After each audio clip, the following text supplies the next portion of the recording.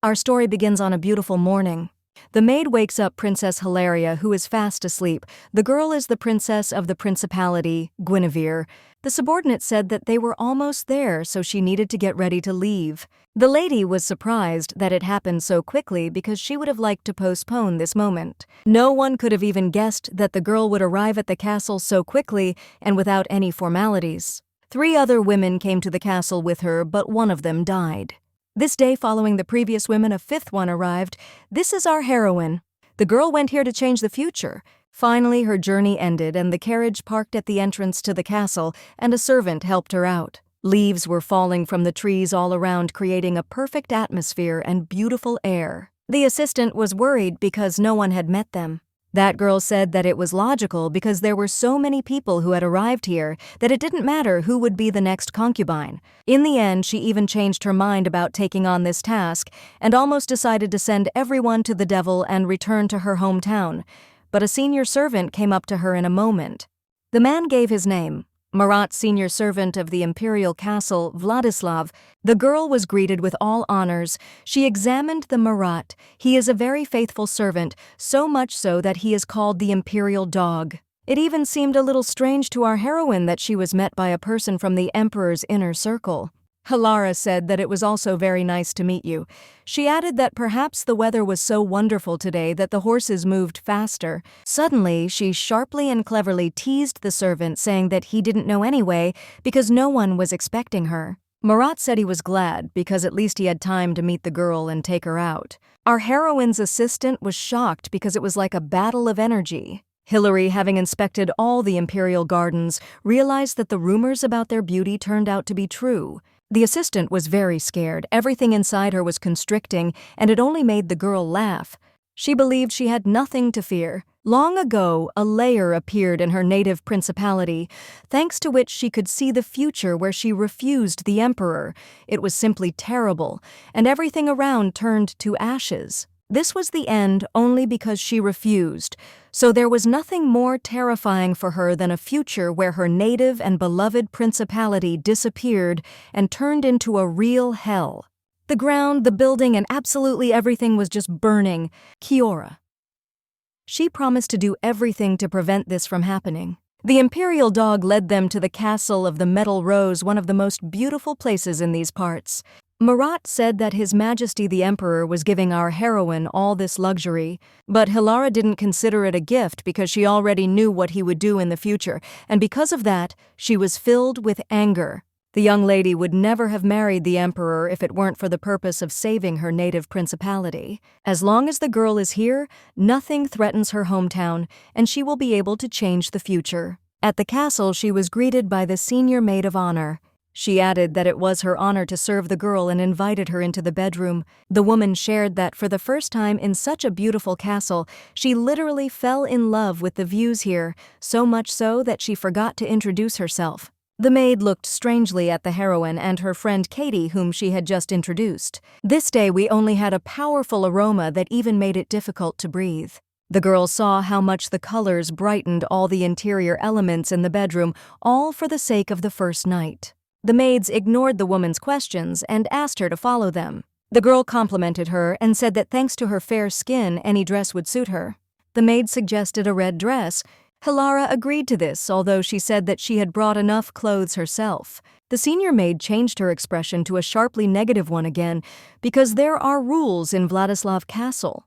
The woman added that the heroine does not have the right to wear everything at once. Taking the garment in her hands, she pointed to the flower embroidered on the lining and symbolizing the castle. "I am a purple flower for His Majesty the Emperor and a red one for the empress, pink for his concubines and yellow for his grandchildren." The maid said that she must wear a dress with a flower embroidered on it, or she would break the laws of the imperial castle. Hilaria agreed to the rules and was already mentally sick of such limits. Our heroine realized that she needed to study all the rules of the castle in detail, otherwise she wouldn't be able to do anything. The senior maid added that the guest would have to learn a lot to please His Majesty. The line on this, Hilary silenced her. It was a shame that she had to serve this bastard. But still having regained consciousness, she pretended as if everything was fine. She asked again if the maid's name was Chaloster. Addressing her by name, the girl said she had forgotten who she was talking to. She added that her plans did not include a long delay in this castle. Who had just rested became nervous, and the air in the room seemed to become heavy. Coming closer to her, Hilara said that she didn't care about all these flowers or the other rules. This scared the girl. She didn't know how to act in such a situation. Her dominator position suddenly turned into a weak one. Our heroine firmly took the maid's hand and said that as soon as she achieved her goal, she would leave the palace. Besides, she had never been obedient and did not intend to spend her whole life in this castle.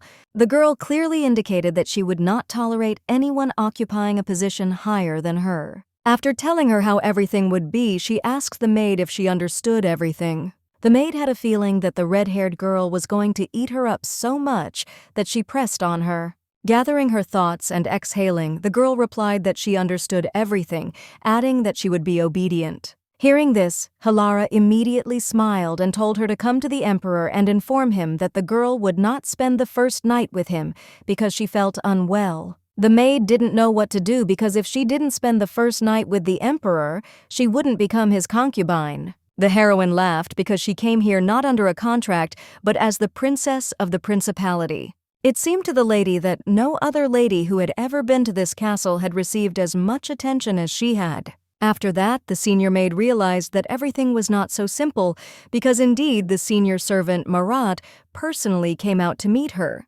Likewise, the conditions were completely different. Now everything came together in the woman's head. Hilara touched the woman's face and said that it didn't matter whether she spent the first night with the emperor or not, because it was all a contract between the principality and the empire. All this is unimportant even if she becomes a poisonous snake and usurps all power in the imperial castle. She ordered them to think again about their choice and whether they should listen to the girl. She gave the woman a choice. Either she would do as she wanted and soon be thrown out of the castle, or she would become her maid, and in the future the right hand of the mistress of the castle. Without answering the question of what the girl would choose, she immediately ran to the emperor to tell him how badly the princess felt, and that she would not be able to see him in the bedroom today. For a moment it seemed to the maid as if our heroine's pupils had flashed with a golden color. A childhood friend asked the yet too strict heroine about the maid. But Hilary said that Katie worries about little things, because even if His Majesty finds out he won't do anything to her, such a distinguished person cannot be disturbed immediately, especially after his arrival.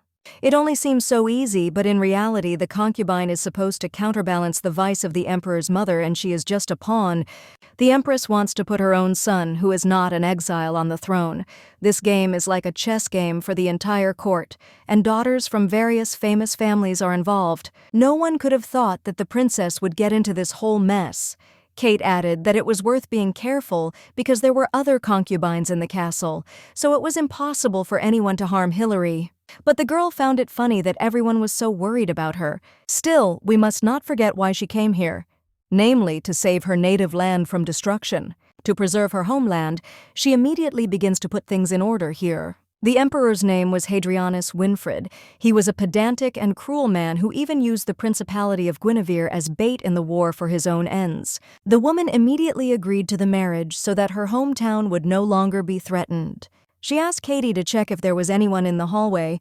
After inspecting the area around the lady, they said a second later that no one was there. But our heroine knew that spies could be outside the window, so she asked to look there too. My friend apologized and said she immediately closed the curtains. Only now could the woman sit down and release her energy, namely the ability to foresee. The room was filled with various magical yellow butterflies. She touched one of them. Magical butterflies flew throughout the imperial court and all the rooms. It seemed that butterflies were present in almost every room near the castle. Hilara closed her eyes and asked her friend for a magic crystal. It seemed to you that our heroine summoned too many spirits and there was no other way out because the halls and castle were too large. Holding the stone in her hand, the girl realized that the traces of the rumor and the maids were too intertwined than she thought, and the butterflies would be able to learn more information in any case. It seemed they had taken too few magic crystals with them. Taking out a small bag of stones, the girl wasn't even sure that they would last a month. Kate suggested contacting Mistress Beatrice, but the lady had already sent her a butterfly with a message. Opening the curtains, the girlfriend asked the not yet exhausted main character. The girl replied that everything was fine with her and she could handle it, but she was still curious about what the emperor himself was doing now. The woman was spying on the emperor, and at that moment her maid came up and said that the guests were unwell and that she looked very tired after the journey, and it was also rumored that she was sick. It's funny because the maid took her place. Hilara said that Chelstar probably made the right choice. She has already calmed down because she was very worried about it pouring stones over it. She added that she would not like to see it become food for butterflies. The princess said she didn't plan on making food. Now she was preparing the maid for later. The lady was pleased with herself because she had done a lot of work and put Adrianius in a bad position with Infred. Meanwhile, in the other wing, His Majesty consulted with his right hand. Marat said that he was sure that it was all a lie.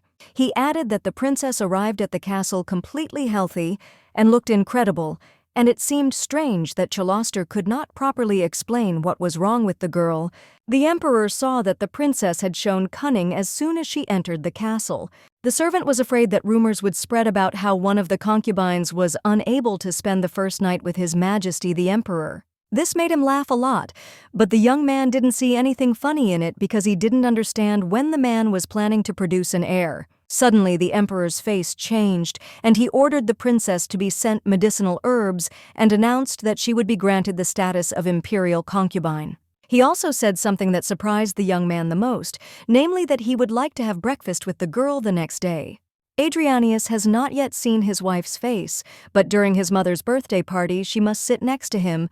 The servant couldn't even imagine what it would be like in this situation, because His Majesty doesn't even distinguish between his concubines. It seemed like a disaster to him. Hilara was able to conquer Celestia on the very first day she arrived. The emperor, looking out the window, guessed this. He found the situation quite funny. Hilara was not thrilled because, in any case, the emperor wants to have breakfast with the girl, even if she said she was sick. The maid replied that His Majesty was simply showing concern for her. The senior maid thought to herself that serving for two had never happened before. She could not even imagine that His Majesty would treat the girl in any special way. The maid tried to assure the heroine that in the other wing there was a wonderful chef who would prepare luxurious meals. Sipping tea, Hilara was delighted to see the delicious food she was about to try. She added that the shopkeeper must prepare everything for her guest who will arrive tomorrow. The woman asked who exactly would be the guest, and upon hearing the name of the Marquis's daughter, Genesis was surprised because she was the daughter of an incredibly influential man. Our heroine nailed the maid's thoughts. She said that the doctor's diagnosis would be ordinary nausea after the road. The woman listened to her and said she would arrange everything. It's strange she seemed to want to follow all of Hilaria's orders. She has a charisma that is hard to describe. She reminds her of the Red Queen of legends. Hadrianus Winfrid took the throne at the age of 15. He reached the very top by taking power from his mother, the Dowager Empress, after which many said that his reign was very different from that of the previous emperor. Our heroine knew what rumors were circulating about his beautiful appearance and incredible abilities. At breakfast with the girl, His Majesty only smiled. While the princess was struggling to cope with her swollen face, the emperor was radiant. His face seemed to be made of porcelain. The girl did not look like the terrible witch Marat had taken her for. The man added that he was incredibly pleased to see the woman's appetite, and he also noted that he had been informed about the woman's illness. Hilara said that after a wonderful sleep she felt much better, and thanked her for her care. The man smiled and was happy about this news because he didn't even know how to look his father-in-law in the eye if his daughter was in bad shape. Our heroine saw that he was smiling only with his mouth and not with his eyes. There is a cold and emotionless look in his eyes. It seems that even his skin is permeated with cold. His Majesty immediately got down to business. He even gave a legal night with his concubine. Radi thanked her for the offer but still refused. She said that she doesn't want to be treated like everyone else because she doesn't like being on the same level as anyone else. She wants to be special. This interested the guy even more, and he showed him exactly how to please the girl. He jokingly said that he could make her empress right now. But Hilary didn't like it because she wasn't used to being treated as if they could control her life. The Dowager Empress is gathering the aristocracy and power around her, and in such a situation he wants to turn against the principality. The princess doesn't want to expose her back to arrows, so she pretends it's just a joke. Let him go. She added that she was a very jealous and emotional woman, which would negatively affect the empire's reputation. But he didn't care. Touching her face, he said that she just needed to be his beautiful flower. His words were absolute and true. He could literally transform her into a being no different from a rose or other decoration. This was the fate of everyone who even slightly encroached on the imperial seat. The lady replied that she had no desire to take the place of empress, neither now nor in the future, and would like one promise from the emperor. She asked me to fulfill one small wish. After thinking a little, the man agreed that he could do it. In response, Hillary said that she would get what he wanted most in the world. Namely, the old raccoon who lives in this castle. The man's face changed from what he heard. He laughed and said that the princess likes to play with fire. Hilara said this because she was ready to go to any task. The emperor thought for a moment. After that, Hillary thanked him, and His Majesty said that it would be good if each of them got what they wanted. But there is still one unresolved question, namely, is it mandatory for the girl to meet the Dowager Empress? The man thought she was completely unscrupulous because she was also asking to be a shield from the Empress. None of his current concubines had such audacity, but this intrigued him greatly. He decided to play along with the girl and said that he would not allow her to go to the Empress. And now that everything had worked out, she wanted to try the butterfly's magic on His Majesty. She thought she could read all his thoughts and plans, but in an instant the butterfly crashed. In one way or another, she guessed about it because he has something that blocks spirits, and at least he didn't guess anything. At the moment, His Majesty's thoughts are occupied only by the incredible beauty of the princess. After breakfast, the lady sat down to relax, for she had gained a lot during her meal with the emperor. Kate was afraid that someone would see the woman conjuring spirits. But she was sure that everything was a complete secret because her butterflies were being watched from this room. The subordinate couldn't even guess how many crystals the girl had spent to watch this room. But very soon Bibi will bring her more stones, so it's not critical. Also, one of the important things that she needs right away is money. The subordinate was asked why she needed money. This is the best tool for catching a raccoon for an incredibly large amount of money. The best trump card she can use now is the illegal arms trade. At that time, there were several clans that were involved in trading weapons, and therefore, if she secretly gained access to this business, she would be able to legalize the trade and then organize the delivery of weapons directly to the castle. Kate was shocked by the woman's plans, but she thought it was just the perfect activity for her situation. Still, this is very dangerous, so in any case, if it is possible to legalize weapons, then this is the most reliable and correct method to increase wealth. After all, it will pay for them taxes that officials appropriate for themselves. But first, she wanted to have a tea ceremony. Kate couldn't wait. She wanted to know who she would invite, and the princess said to wait a bit. Someone she could trust should come soon because she already knew that the Ajura would be here. The empress was unhappy that the girl dared to have breakfast with the emperor, and moreover did not go to meet her. Despite the fact that she was one of the last to appear in the castle, the heroine wanted to personally look at the face and majesty. The maid couldn't understand what the noise was. The maids began to argue over who should come first to meet each other. Suddenly the lady was stopped and told that Hilaria was waiting for her. The maid entered the girl's room and introduced herself to her. Ajura was confident and determined. She wanted to take her straight to the empress immediately. But the heroine ordered him to come to her, after which the maid's face changed. Suddenly the atmosphere became very tense. The woman said she wasn't going to do it twice and ordered him to come to her immediately. She continued by saying that she was tired of looking the girl up and down. Stepmother was sad because now even the concubine girls considered her an empty place. The father of one of the concubines said that a woman could subjugate someone who did not want to do so, and at the same time Hadrian would be in her hands. According to the emperor's order, she holds the highest position in this castle. The woman was pleased with these words. Rasmus simply nodded to the woman every time. Suddenly, the woman wanted to meet the count's daughter, Olivia, which alarmed her husband. She said that his daughter is also a concubine, so thanks to her, getting to the other concubine will be much easier. She is sure that Olivia will cope because she is smart and patient. In fact, the count did this purely for selfish purposes because it would help strengthen the empress's trust. The fate of his clan depends on whom he takes to his side, and some milksucker emperor cannot compete with this woman. Hilara asked the maid who put poison in the cake for the concubine of Venice.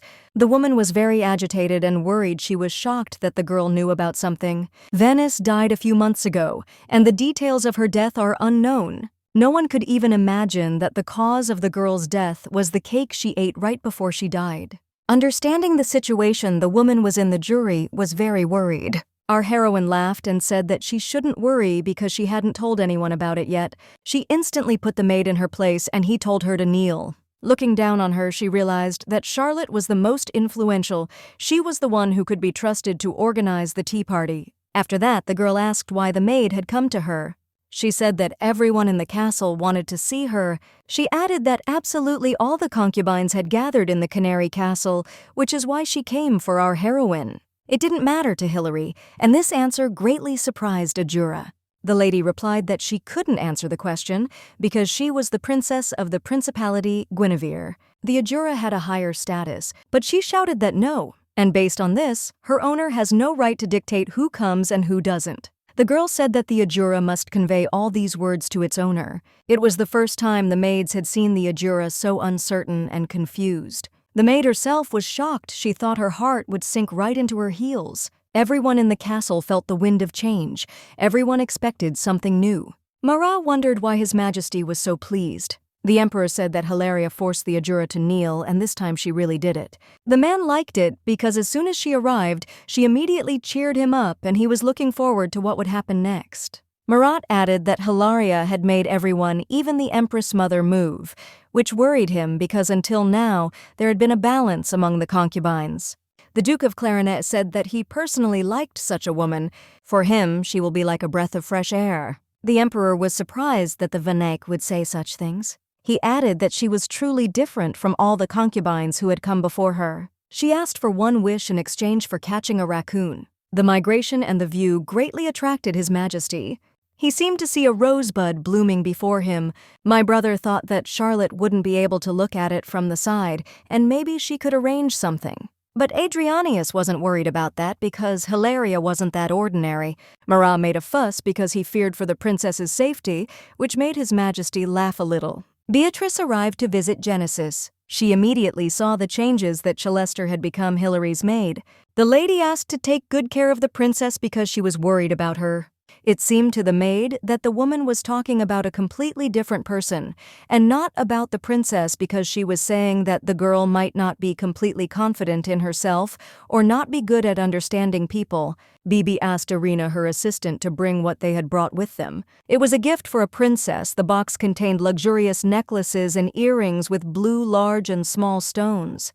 The woman asked if additional inspection was needed for the jewelry underneath, and the subordinate said that there was no need for that. Arriving at the princess's chamber, the women embraced. They were very happy to meet. The woman told us to bring them black tea with milk and syrup. A friend asked the main character if she checked her maid with a layer, but Hilary said she found another way to check. Firstly, the number of horses that were sold for them was halved, and it is said that the condition of the animals was not the best. This coincides with the beginning of the attack by the Zachary tribe. Most likely, thanks to this tribe, Adrianius tried to strike at the Geneverans, and most likely he will soon enter into a war with Oswald again. He always had plans for an empire, and Bibi knew it perfectly well. So she knew perfectly well that a terrible and bloody war would begin after this, and they had most likely already begun preparations. While the princess tries to unite the empire to prevent the destruction of their principality, Bibi asked how she could help our heroine, immediately asked to check out a clan involved in arms smuggling. This surprised her friend quite a bit. She was afraid that it could be quite dangerous, but the woman had her own plan. To start, she wants to host a tea party because she has so many reasons to be a new concubine. It is before the start of this event that you need to gather all the information to check on Duke Clarinet and Count Nartan, which are known to be the most influential clans, and it would be even better if she could find compromising evidence on them. While the maid was taking out the precious jewelry, the Rivnia said that whatever happened would be arranged in a week, because during that time she would put the castle in order. Seeing how many valuables were in the box, because they could survive on this for another 2 months, they were very grateful to Bibi for it. Our heroine's friend was very worried that Chelester wouldn't see what was in the boxes. But thank God that didn't happen, and Hilara got high-level stones. Bibi worked hard to find them and promised to get more later. The whale could not be happier with such news and happily carried the box to the right place. Hilara thanked her friend from the bottom of her heart. She added that Bibi knows perfectly well how she feels. Meanwhile, Charlotte was very angry because her maid had not achieved anything.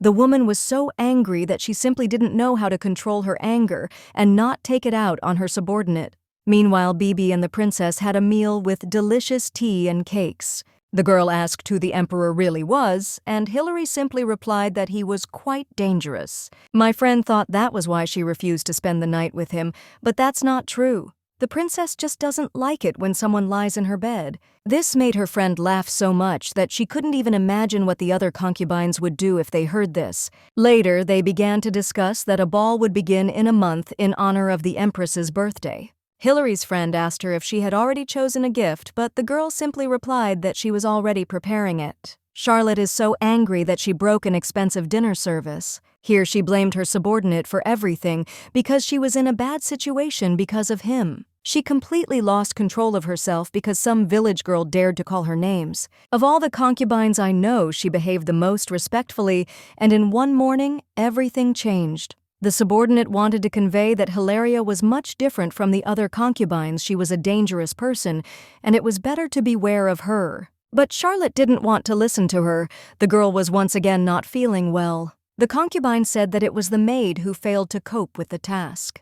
The girl ordered a message to be sent to the castle of the Metal Rose that Charlotte would personally visit there tomorrow. She believed that she could put the girl in her place and even on her knees. The next day, Lady Hilaria looked simply stunning. Chelester was delighted with this. Yet in high society, you need to follow fashion to stay in the spotlight. The dress was so well chosen by the maid that it pleased not only everyone around her but also the hostess herself. The maid supported Hilary and she thanked them for it. Finding themselves facing each other, the two concubines simply remained silent, sipping tea. Suddenly, Charlotte apologized for yesterday's incident with the maid. Selah simply officially replied that there was nothing wrong with it and hoped that it would not interfere with their friendship.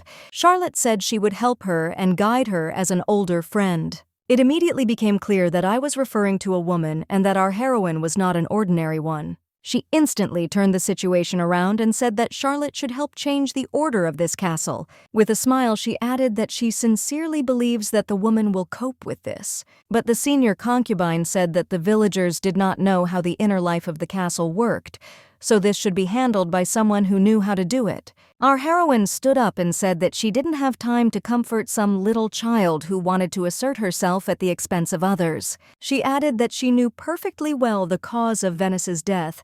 After all, Charlotte's face had changed a lot. The woman said that there was no point in leaving anymore and offered a favorable offer. She added that the more impudent her interlocutor is, the less patience she has. The princess asked Charlotte not to be afraid because she was not going to harm her yet. Extending her hand to the woman, she offered something that completely stunned the woman: to become her friend. Being backed into a corner, the woman had no way out and immediately agreed to this offer. Our heroine thanked her for this and immediately asked Charlotte for one thing. Hilara added that she would like to invite her to the palace for a tea party. The only thing she couldn't do was organize such parties, so she needed help with that. Charlotte immediately agreed to this role. The princess understood that her competitor had decided to reduce the negative momentum for the first time, but still needed to meet with the other concubines. The rival concubine immediately suggested talking to the others. In fact, Charlotte had a cunning plan, which was to conspire with the other concubines and deny Hilary the tea party. The woman believed that everyone would immediately obey her because the upstart needed to be taught a lesson. But our heroine understood this, so she added that she was very happy because she believed that Charlotte had such power and she would definitely be listened to. She simultaneously ordered what she wanted to be done and questioned the authority of her competitor. Our heroine's plan was going incredibly well now, only the emperor remained. She didn't know how best to approach him because his smile was cold as ice and it was still unknown what was on his mind. None of her butterfly scouts can enter the emperor's room or the room itself because there is something there that disturbs the spirits. Then, covering her mouth, the girl thought about what kind of person was really hiding behind the emperor's face. Suddenly, Murat ran to His Majesty to announce some news. But the man already knew it because he had just heard it from Vaneko.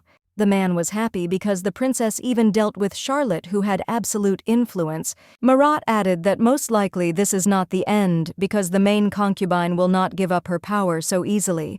His Majesty asked which side the aide was on, but he replied that he was not going to root for any of them. He added that the girl held a certain position and was constantly opposing the empress. The conversation between His Majesty and his assistant was interrupted by their colleague, who said that he was on Hilary's side, even though Charlotte was his sister. This surprised the emperor, and the young man replied that the girl was not very intelligent, and besides, she was not one of those capable of great deeds.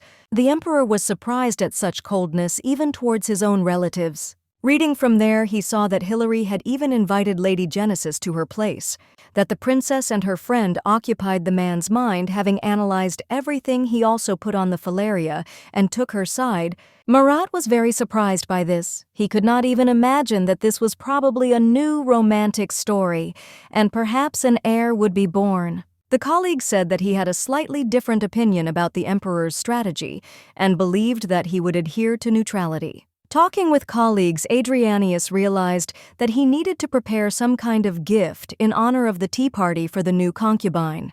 The Maratha even more because His Majesty had never done such a thing and had never paid special attention to other women. The emperor said that it was a well-deserved award because it had made him very happy. He ordered Marat to prepare something related to her status. The man understood that after this tea party, Hilary would bring new changes to the castle. Meanwhile, the princess decided to ask Celester if Lady Olivia was connected to the empress. After all, even though it has a fairly strong rear, it doesn't have the best reputation in the castle. The maid said that Olivia is distinguished by her greedy nature. She is ready to do anything to satisfy her needs. Celester said that on the day the princess had breakfasted with His Majesty, the woman even beat her maid, which surprised even Hilary. Rumor has it that Count Esmus moved to the capital for his daughter and was ready for anything because the fate of the entire family depended only on his only daughter. Our heroine then began to ask about another concubine, namely Jenny, and she replied that the woman adheres to neutrality in her views. From here, our heroine learned that the concubine was communicating with Charlotte and had a connection with the empress, with whom Charlotte was at enmity. Such a woman added that she is quite quiet, far from social life, and behaves very modestly. The princess's butterflies showed the same. This confused her because in the future she saw she needed to meet her in person. After hearing all the information, the girl thanked the maid and said that she was free. The next day, the four ladies met at a tea party.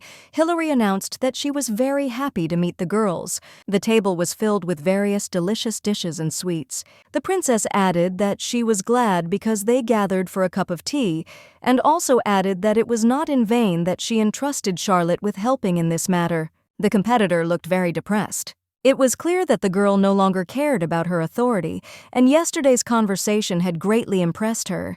Hilary also didn't forget about Jane, and said that she was glad to meet her, as she seemed to be very quiet. Darkness looked at her hands and saw calluses and excessively protruding joints. Most likely the girl practices fencing. She didn't say a word, but simply drank her tea, saving the conversation about Jane's classes for later to talk face to face. But the last of the concubines was quite excited. The situation was completely incomprehensible because Charlotte had sent her a strange letter, and besides, the new girl was meddling in her own business. Last night at the Begonia Castle, father returned too late. The woman was incredibly angry. The man tried to calm her down by adding that it was just some god-forsaken province and that it posed no threat. But the concubine didn't mean that because the new one climbs absolutely everywhere. I will also say that Hilary looks like a real witch, and everyone who saw her felt incredible fear.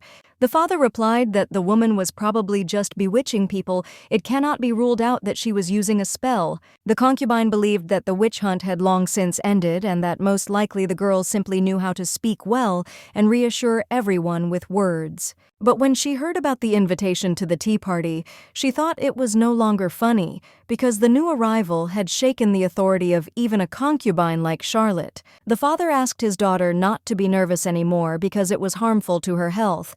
He added that the time would soon come when she would become empress and give birth to a son for His Majesty. But the woman doesn't see the point in this because the emperor doesn't even come to her, and neither the aromas that bewitch nor the cinnamon herbs for pregnancy helped. He offered the girl a drink of a special opal that he was supposed to find and bring from Oswald. The girl was surprised by such a gift, and her father replied that for her sake, we would not regret anything. He asked her to wait a little longer and trust him. This calmed the girl's anger, and she thanked him sincerely. The conversation even reached the empress, who didn't even guess who had actually poisoned the cake. Her Majesty wants Olivia to get close to the princess and make her leave the castle. The concubine wondered if she had understood her father's words correctly, and whether she should get rid of the girl altogether, and he confirmed her daughter's guesses because the empress was interfering too much. Having received the task from Her Majesty, the lady began to think about how to carry it out. We need to find out how the girl grew up and what she hides, even the smallest rumors. My father agreed with this and said that he would try to find the relevant information. The woman promised both her father and the empress that she would not let them down and would kick the impudent new girl out of the house. At the tea party, Olivia suddenly turned to our heroine. She told about the rumors that were going around about the girl, namely that she was not at all well-mannered, and now the woman saw it. She added that if a new concubine arrived at the imperial castle, she should have paid a courtesy visit to the concubines, not ignored them. She also pointed out that it was rude to talk at the current party about how glad the woman was to meet them, while adhering to such gross mistakes in the previous days. The lady shamed our heroine, saying that she didn't even know the basic rules of etiquette. Hilara didn't react sharply to this. She just smiled. In the heroine's native principality, her brother and sister were very worried about her because she was so weak. But the woman reassured the brothers and said that no matter how weak she would still be able to deal with the emperor because she was very smart. Having reassured her brothers, the girl herself became worried because it was hard to support her sister without knowing anything. Since at least Beatrice was in the capital, they all hoped that her sister would be okay. Meanwhile, Kate was very worried about her friend, but as soon as the maid asked about it, the girl replied that no one and nothing could stop her mistress. The maid said that they were talking about the fact that Olivia was not weak in spirit either. Our heroine smiled and replied that the girls probably had no time to be bored because the castle was filled with a huge number of interesting people. Later we turned to Charlotte and said that it was she who promised to teach and tell about life in the castle, which really scared the girl. After gathering herself a little, she nevertheless confirmed her words. The princess said that after hearing these words, she was very happy because she felt like she was in safe hands. Hilara turned to Charlotte and said that she wanted to hear her advice. Pointing at Olivia, she asked herself how to behave with a person who behaves like an abnormal person and is completely disconnected from reality. Olivia decided not to wait until the new contract was signed and turned to Charlotte. She asked if he would just look at everything the same way and not express his opinion. The princess realized that she had fallen into a trap. Charlotte was in the same trap because she didn't know which side to take because she would lose anyway. If you think about it this way, every time a new concubine arrived, there were arguments over the order of seniority. But this order never changed. But now the concubine who arrived later than everyone else shook the entire castle. After analyzing the situation, Charlotte sided with Hilaria, saying that they should show her respect because they wanted to be friends with them anyway. Livia was so surprised to hear that she shouted to Charlotte. The princess saw that the woman had taken her side, although she could have taken the side of the concubine who was much closer to her. Venice's death was not just an accident, but a well-planned murder. There were rumors that the culprit was Charlotte, who brought the cake, and yet she was simply exposed as the thief. After the death of Venice, her family, the Sebastian clan, went bankrupt because it was widely accused of corruption. The biggest benefit was for Olivia's family. The concubine died, and her family disappeared, and this secret was simply hidden. But this is short-lived because there is only one descendant left, Sebastian, who will destroy Guinevere because he wanted to avenge the emperor by spreading rumors about Guinevere. This is how our heroine's principality became a bait for Winfried and found herself on the verge of death. To prevent this, the girl brought her family to her hometown before they were reported. Although the girl does not feel any hostility towards the deceased Venice, for her the homeland comes first. Marat interrupted the girl's thoughts, saying that she had urgent news. His Majesty the Emperor wants to attend this party. Olivia was shocked to hear this. When the ladies found out the purpose of his visit and that he wanted to give a gift to his new concubine, the women were surprised. Marat added that he would only come to deliver a small gift. The woman didn't understand why, especially now, but she still said that it was a great honor for her. She thought that His Majesty wanted the other concubines to see him handing her the gift. Hilary thought he wanted to provoke her. This had its effect. The woman's face changed. The lady didn't know exactly how he wanted to test her, and it would be wrong to refuse him. Mentally, she promised Adrianius that she would show him what he wanted. The girl sincerely thanked Marat and added that it was a bit unexpected. Hilary's goal was that the girls would stop fighting at least for the time His Majesty was with them, because they could not upset him with their quarrels, and she hoped for their understanding. Pointing specifically at Olivia, the girl added that she would like to reconcile with her and resolve all misunderstandings. The girl got up and told me that there was a garden nearby. It was so beautiful that all the bad sediment would immediately evaporate. The princess invited Olivia to walk with her through the garden. The woman immediately perceived this as a threat and had to think, but after a second, she realized that this would only help, so she agreed. She asked Hilaria to go in front of her. Walking through a truly beautiful park, our heroine wondered if today was not a wonderful adventure. She said that as soon as she arrived at the castle, she was immediately amazed by the beauty of the backyard. It was so big and beautifully decorated that Olivia herself agreed.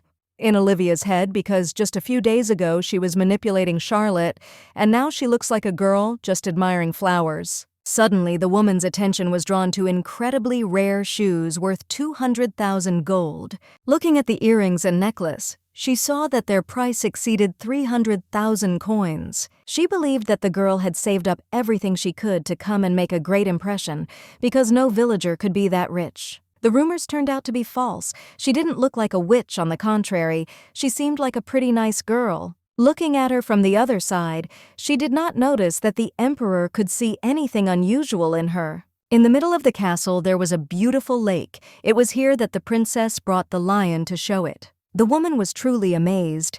She knew about the lake inside the castle, but she didn't know how wonderful and large it was. She is shocked that this place was being protected to give to Hilary.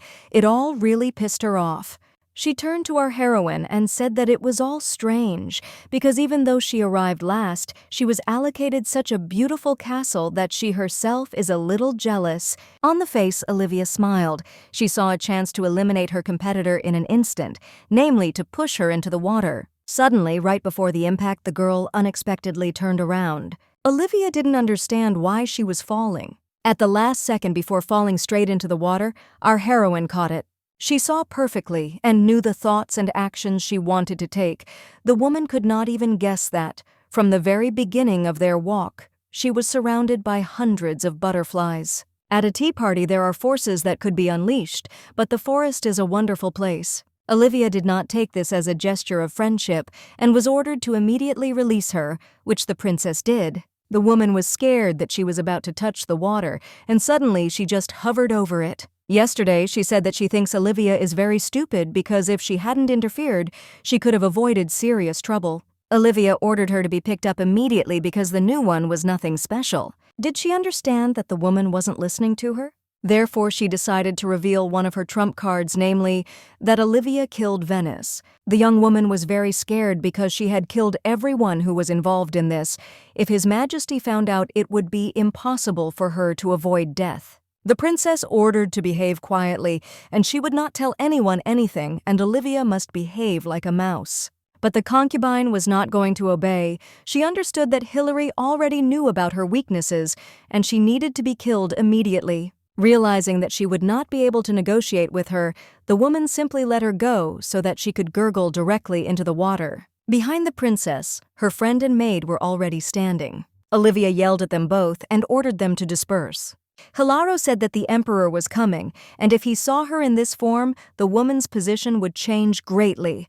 Olivia started screaming and telling me exactly why Hilary had fallen there. But Lady cried and said that she was the one who caught her, after which the woman broke free herself. His Majesty the Emperor ordered this quarrel to stop because such a beautiful garden is not a place for quarrels and noise. Olivia asked the Emperor to judge them because Shailara pushed her. But His Majesty did not consider such slander to be new because everyone present, including him, saw the woman fall into the water herself. All of the woman's further excuses sounded futile and were suddenly interrupted by Hadrian ordering her to immediately shut her mouth. He ordered the maids to take Olivia to the castle before she froze, especially since the weather was cool. Meanwhile, the tea party continued. Shailara sincerely thanked His Majesty for managing to deal with the situation. The girl pretended to be very scared and not used to such treatment. The man smiled and simply replied that he was on the side of truth and supported her. He hoped that a small gift from him would comfort the girl and ordered the Mara to present it. It was a beautiful necklace. The emperor ordered it especially for her with golden topaz because it resembles her eyes. He looked straight at her while Shailara was going crazy from such strange information. After all, her eyes only turn yellow when she uses butterflies or controls spirits. She immediately started going through all the moments when being in front of the emperor she could have let this moment slip, but she never remembered it that way, so she couldn't understand how he knew that. She would like to believe that this is just a coincidence, but no matter how much she wants it, the reality is different. She replied that most likely His Majesty had confused her with another concubine because she had blue eyes. His Majesty replied that he was talking about the shape of the necklace, which resembles her eyes. Hearing this news, the girl calmed down, but still she had a feeling that His Majesty was suspecting something. The emperor asked her to wear this necklace personally, and the woman could not refuse. His hands seemed icy, the heroine's body began to shiver, and because of the fiery spirits, she had a fever. In addition, the emperor's skin is much colder than the skin of ordinary people. The man was in no hurry and carefully put on the pendant. After finishing the task, he brought his lips to her ear and whispered that she was incredibly cute. When he left her, he pretended that everything was ready. The man immediately complimented her, noting that the necklace suited her beautifully. The lady was stunned by this turn of events. Adrianius apologized if perhaps the previous necklace looked weaker than her other jewelry, but the girl liked it. This was the end of their conversation, as he still had a large number of urgent matters to attend to, and he wished them a wonderful time in the company of noble ladies. The emperor's colleague noticed that the girl actually looked very pretty, and the rumors that she was scary were not justified, but still it felt like looking into her eyes you could see the bottomless seabed. His Majesty thought that the assistant had been looking at the girl for too long, so he ordered him to be more careful, otherwise he would be punished. Here the Maraz finally understood that His Majesty did not treat the girl the same way as he did the other concubines. He directly asked whether Adrianius cherished Princess Hilara, but he didn't answer anything, just ordered to go to another building. For our heroine, this day was very tiring. She couldn't even lift her head while tasting the treats. Kate brought the crystals, and the woman was not into them. She asked if she needed anything else, and the girl immediately said no, so her friend was free for today. Even though the princess said she could rest, Kate couldn't relax so easily. Suddenly, the older maid noticed that the relationship between them had become much better. At first, Kate didn't understand, so the maid told her that His Majesty even put the necklace on himself. A nice woman wanted His Majesty to get closer to a woman, because it seemed to me that it would only be better that way. The whale hoped that the girl was not listening to their conversation with the help of butterflies. The woman asked her thoughts, and her friend asked her not to say anything unnecessary because she had no interest in His Highness.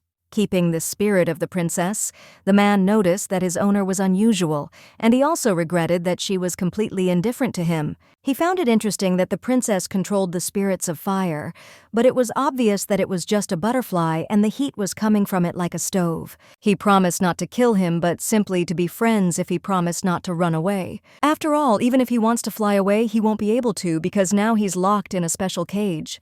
The man smiled and said that they weren't that close to him yet, so they had to be a little patient. He became incredibly curious about what the woman heard and saw, so when they became friends, he would give it a name. After thinking a little, Adrianius gave the butterfly an answer. Now its name is Hill. Our heroine looked closely at the necklace she was given because she still couldn't understand the first reason for it. It seemed to her that Adrianius simply wanted to mock her and that she would tremble with fear. The lady wanted to find his weak spot. If you think about it like that, it's very strange that he became emperor at all, despite the fact that the people love him. But most of the influential aristocrats supported another prince, and it was probably much more profitable to side with the son of the second empress who had power. But after the death of the previous emperor, Prince Nelson was sent to distant lands, and the crown was worn by Hadrian. The woman thought that perhaps he had some kind of agreement with the past emperor, or some kind of secret. She also found it strange that the butterfly died immediately as soon as it touched his body. It seemed completely confusing. That same evening, the girl ordered the fire spirit butterfly to go to the BB and tell her that the girl would like to see her tomorrow. Meanwhile, Olivia was incredibly angry with Hilaria because the emperor had taken her side. The maid said that others were saying that it looked as if the woman had fallen into the water on her own. Hearing this made the woman so angry that she almost hit the maid. The maid explained that they don't think so, but yet this is exactly the version that is spreading within the castle. Here the girl thought, because most likely the princess was using some tricks. Olivia noticed that the lady was behaving like a witch. Suddenly, she remembered something about ancient times. After all, people used to hunt witches in the past. Having conceived a cunning plan, she ordered a person to be sent to Guinevere, only so that her father would not find out about it. This person must find out who Hilara is and whether she is really a witch. First of all, they need to find evidence that she controls spirits. Previously, witches caused enormous damage to the local area, so the emperor of that era personally declared a witch hunt. And as a result, anyone could receive a death sentence. After the war began, the abnormal witch hunt stopped. The empire tried to annex neighboring small states and unleashed a very long confrontation. This war was won by the Red Queen, who was in the knightly order of the empire. She received recognition for her exploits and the main state, namely the Principality Guinevere. The maid wondered if the woman really wanted to do this, because by trying to tarnish the princess's reputation, she could end up in an even worse situation. After all, if His Majesty finds out about this, things will go downhill, but Olivia wasn't worried about it because the Empress herself was behind her, and even if something went wrong, she could always blame someone. Olivia believed that it was necessary to remove Hilary when the Emperor would already be hers as well as the entire castle. Merit advised because the Empress wants to visit another building again. Last time she claimed that all the data was fabricated.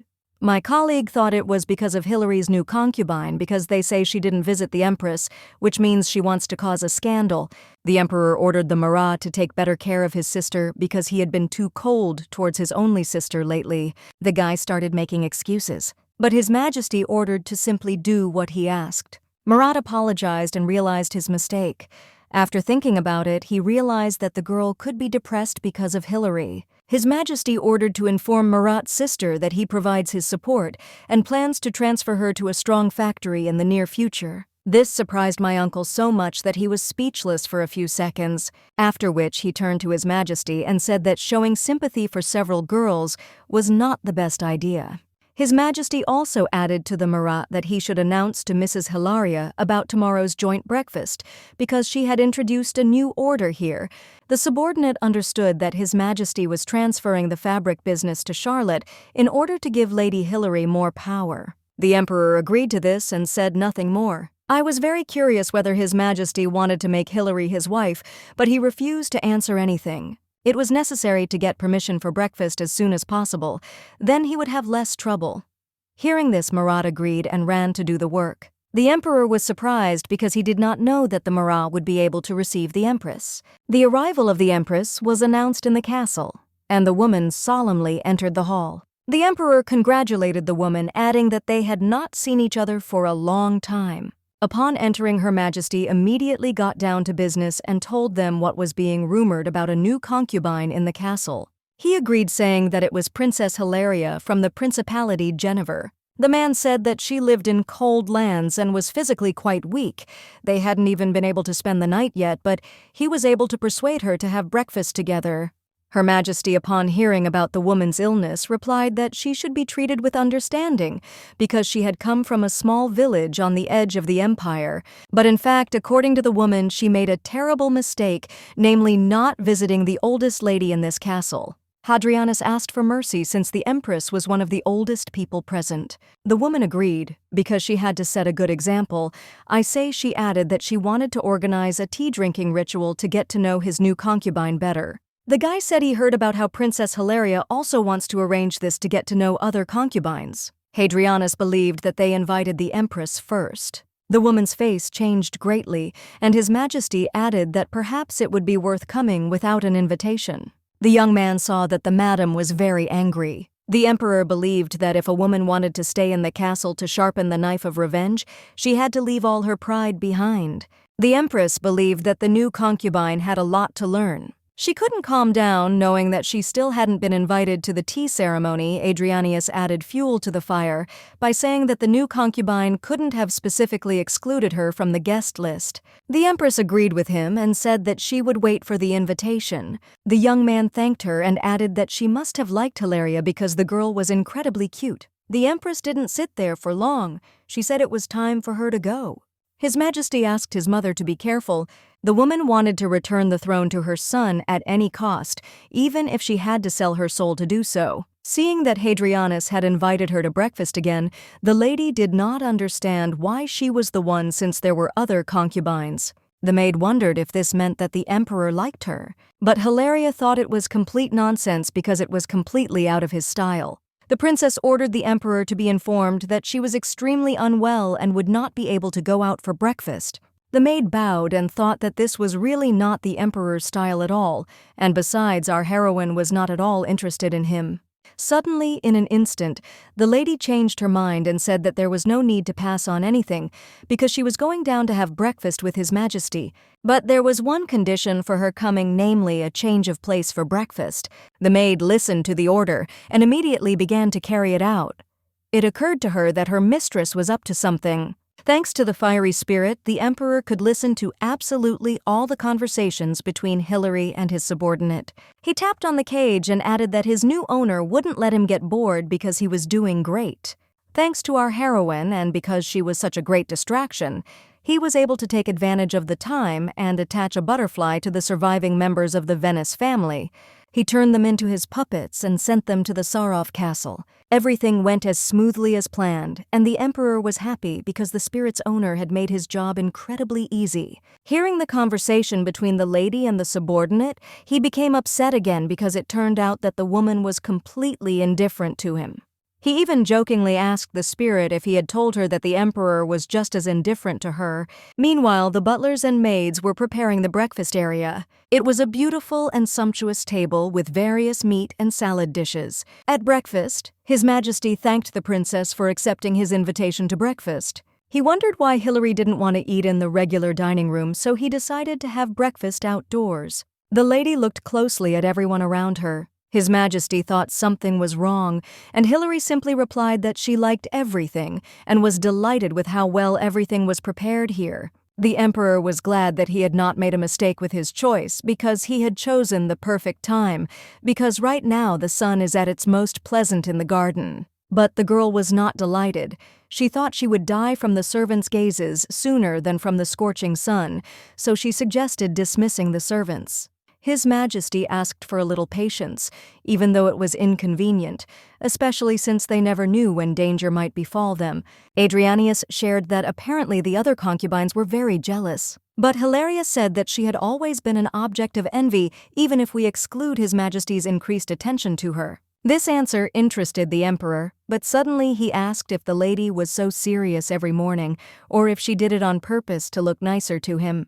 Hearing this, the lady almost spat out what she was eating. It seemed to her that he was mocking her because she was ugly and beautiful was always beautiful. This made the emperor laugh. This reaction of her husband surprised her greatly. She did not know how to behave. He added that he couldn't stop because it was too cute. It seemed to Marat that His Majesty was laughing again, as he had never done before. The princess replied that the necklace was enough to attract her attention, and the emperor replied that this was just the beginning. He didn't tell me that in the future there would be other people who would show more interest in her. After all, the more the emperor is interested in her, the more noble families will support his decision, and then power in the empire will fall into her hands. The girl put down the dishes and said that she was grateful for this once again and didn't know how to react to it. The emperor replied that if the girl had any difficulties, she should not be ashamed and immediately tell His Highness about them because he would always be on her side.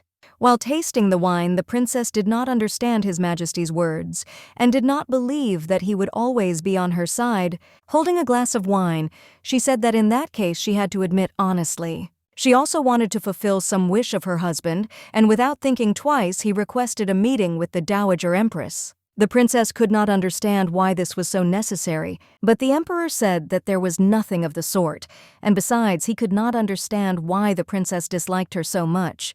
So actually, to put it mildly, the girl gives me goosebumps just from looking at her.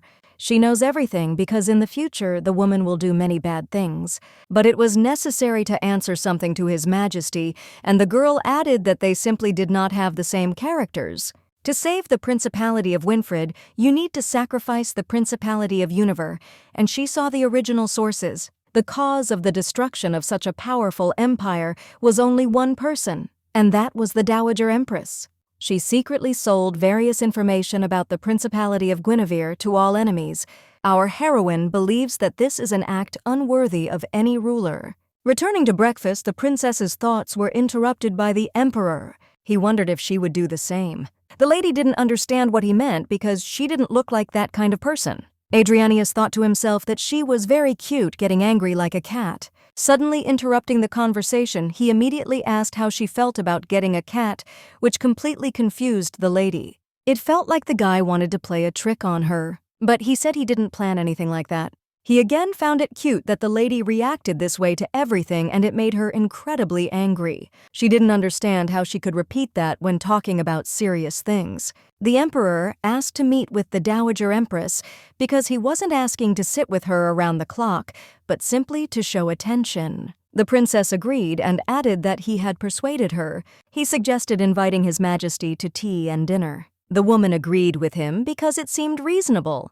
Adrianius said that Her Majesty had finally recognized the princess's value and finally wanted to establish contact. The man believed that Hilaria would not want to talk to a woman after such a conversation. But in reality, even all the imperial treasures wouldn't be enough for our heroine to want this.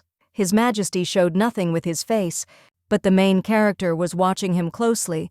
The princess saw a go-mic looking for His Majesty, so she immediately asked if he trusted him. The heroine herself believed in his patriotism and not his loyalty, although she believes he could be useful. Now Adrianius is forced to leave the girl, because most likely the Duke came on an urgent matter. In parting, Hilaria turned to His Majesty and suggested that she get a haircut because her hair always got in his eyes.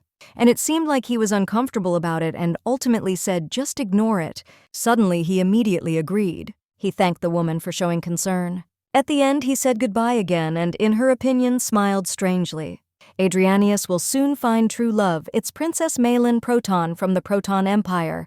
She will arrive as an envoy and win the heart of the emperor and then take the place of empress. This will happen after the reform in the ruins. Our heroine could not be interested in the emperor because she is the complete opposite of Malin, and in any case, she does not want to be associated with it. Still, one unresolved question remains, namely that somehow she cannot use her power while she cannot hear the other.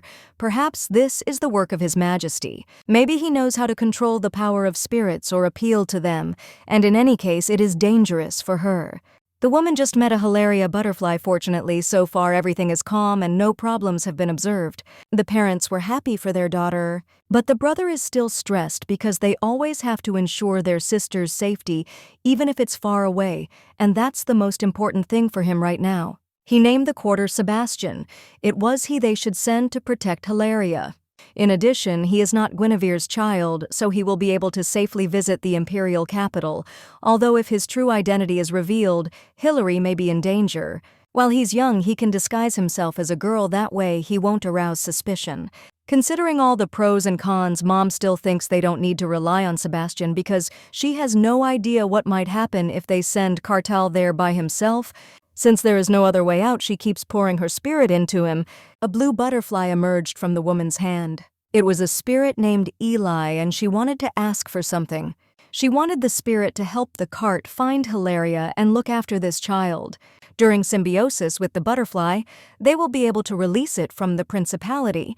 The young man must go in search of Hilary, and the butterfly will follow the will of the princess's mother as its own. Having met Bibi, the girl asked her for help because she understands magic much better than she does and will be able to see traces of its use. This greatly surprised the lady because they had crossed paths several times at banquets, and nothing like this had been found. Maybe he's hiding them on purpose because an empire that hunts witches wouldn't tolerate an emperor who uses the magic of the same witches. V-Boy was asked where our heroine's suspicions came from, whether the butterflies had told her something, but in reality, they only die immediately upon contact with him.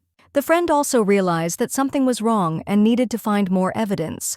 Maybe there should be some notes somewhere, and besides, Vanek and Marat are definitely covering for him. The princess had an epiphany she had really forgotten about Duke Vaneko. If her guesses were correct, she would be able to win him over to their side. After all, he primarily protects not the emperor, but the empire. The girls met him on a walk and were happy about it. He was pleased to meet the lady because she was the center of attention. The woman joked that it was all fate because they unexpectedly ran into each other in such a place. But he wondered if she had just been out for a walk with a friend.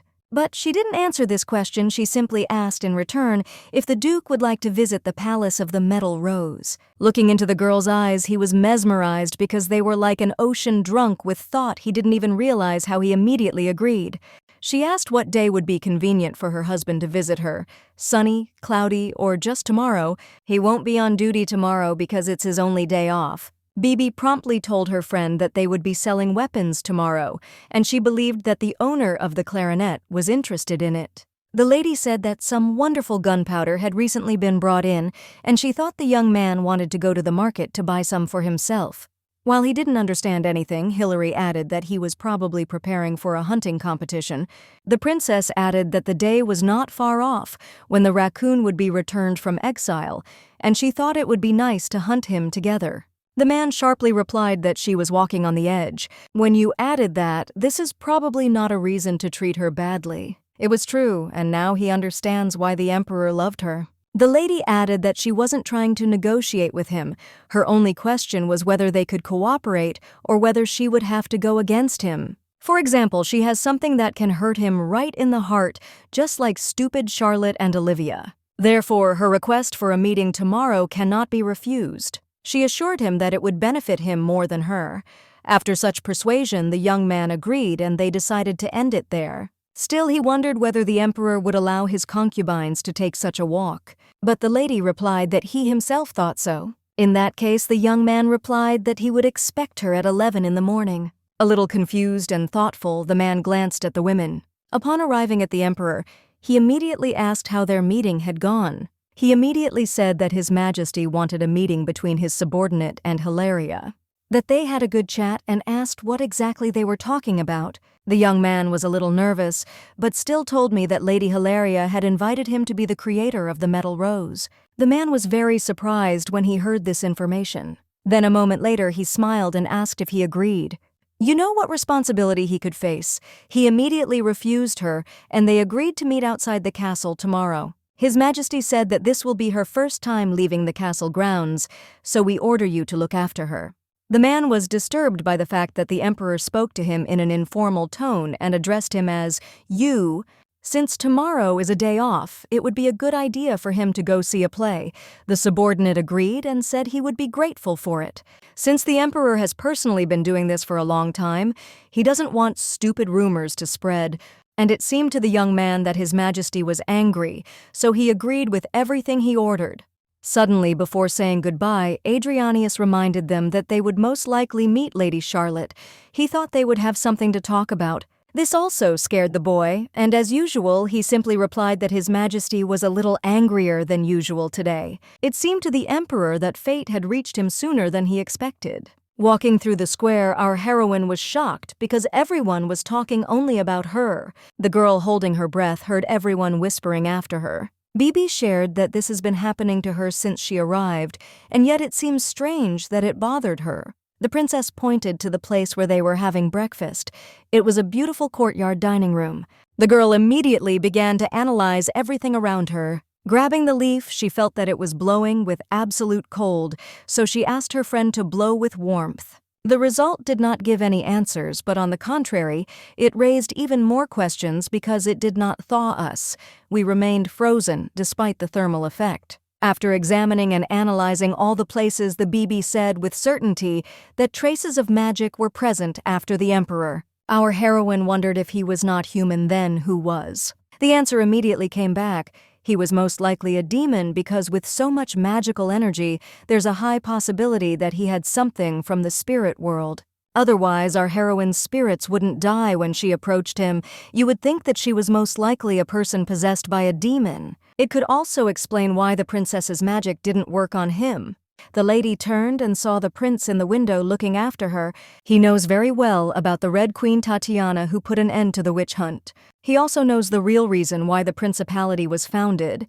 It was created to hide the spirits that witches turned into after death. And this terrible secret that she personally and her family have hidden for 300 years now depends on him. No matter how strong or careful the spirits are, there is no guarantee that the witch hunt will not start again. The woman planned to simply kill the emperor. Then the man with the power of his mind offered the girl a deal. She was happy when she saw her butterfly. They agreed to reveal secrets to each other.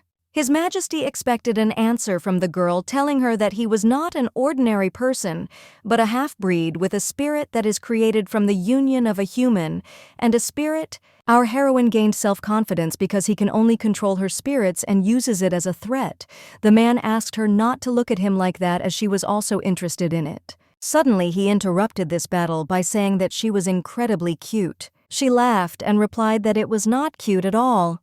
The maids brought the girl her favorite sweets, but she couldn't taste any of them because she was incredibly angry that His Majesty called her sweet. Kit didn't understand why the mistress didn't like the emperor because she wasn't going to kill him. Bibi laughed when she learned that His Majesty still called his friend that way. Most likely, he really considers her cute. The guest asked the princess to face the truth they would never be able to overcome him, and that did not mean they were completely powerless against him. The girls looked around to see if anyone else was watching. Bibi said that most likely His Majesty has another name that is his spirit and perhaps they will be able to make a deal with him.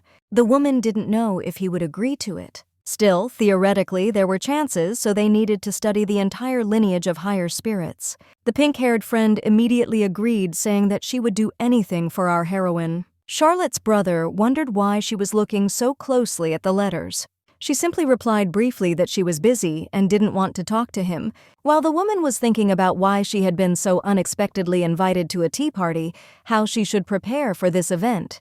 The woman asked what her brother wanted to talk about. When he told her that she had a letter from His Majesty, the girl smiled sincerely because she hoped that he had invited her to breakfast. I didn't know how to say it more correctly. He will tell you that His Majesty wants to entrust the girl with the construction of new mansions in the ruins. Of course, Hillary was not needed here, and the woman had to hand over her responsibilities to her. The brother asked the girl not to get ahead of herself and said not to do something she was not capable of, and the proposal to restructure was quite pleasant. But he added that the girl should come up with a way to win over the emperor, and in his opinion, Hilaria's help is the best solution, as long as there is no second plan. The sister didn't want to understand anything, and the brother came straight up and told her to calm down because she had absolutely no chance of attracting the attention of His Majesty.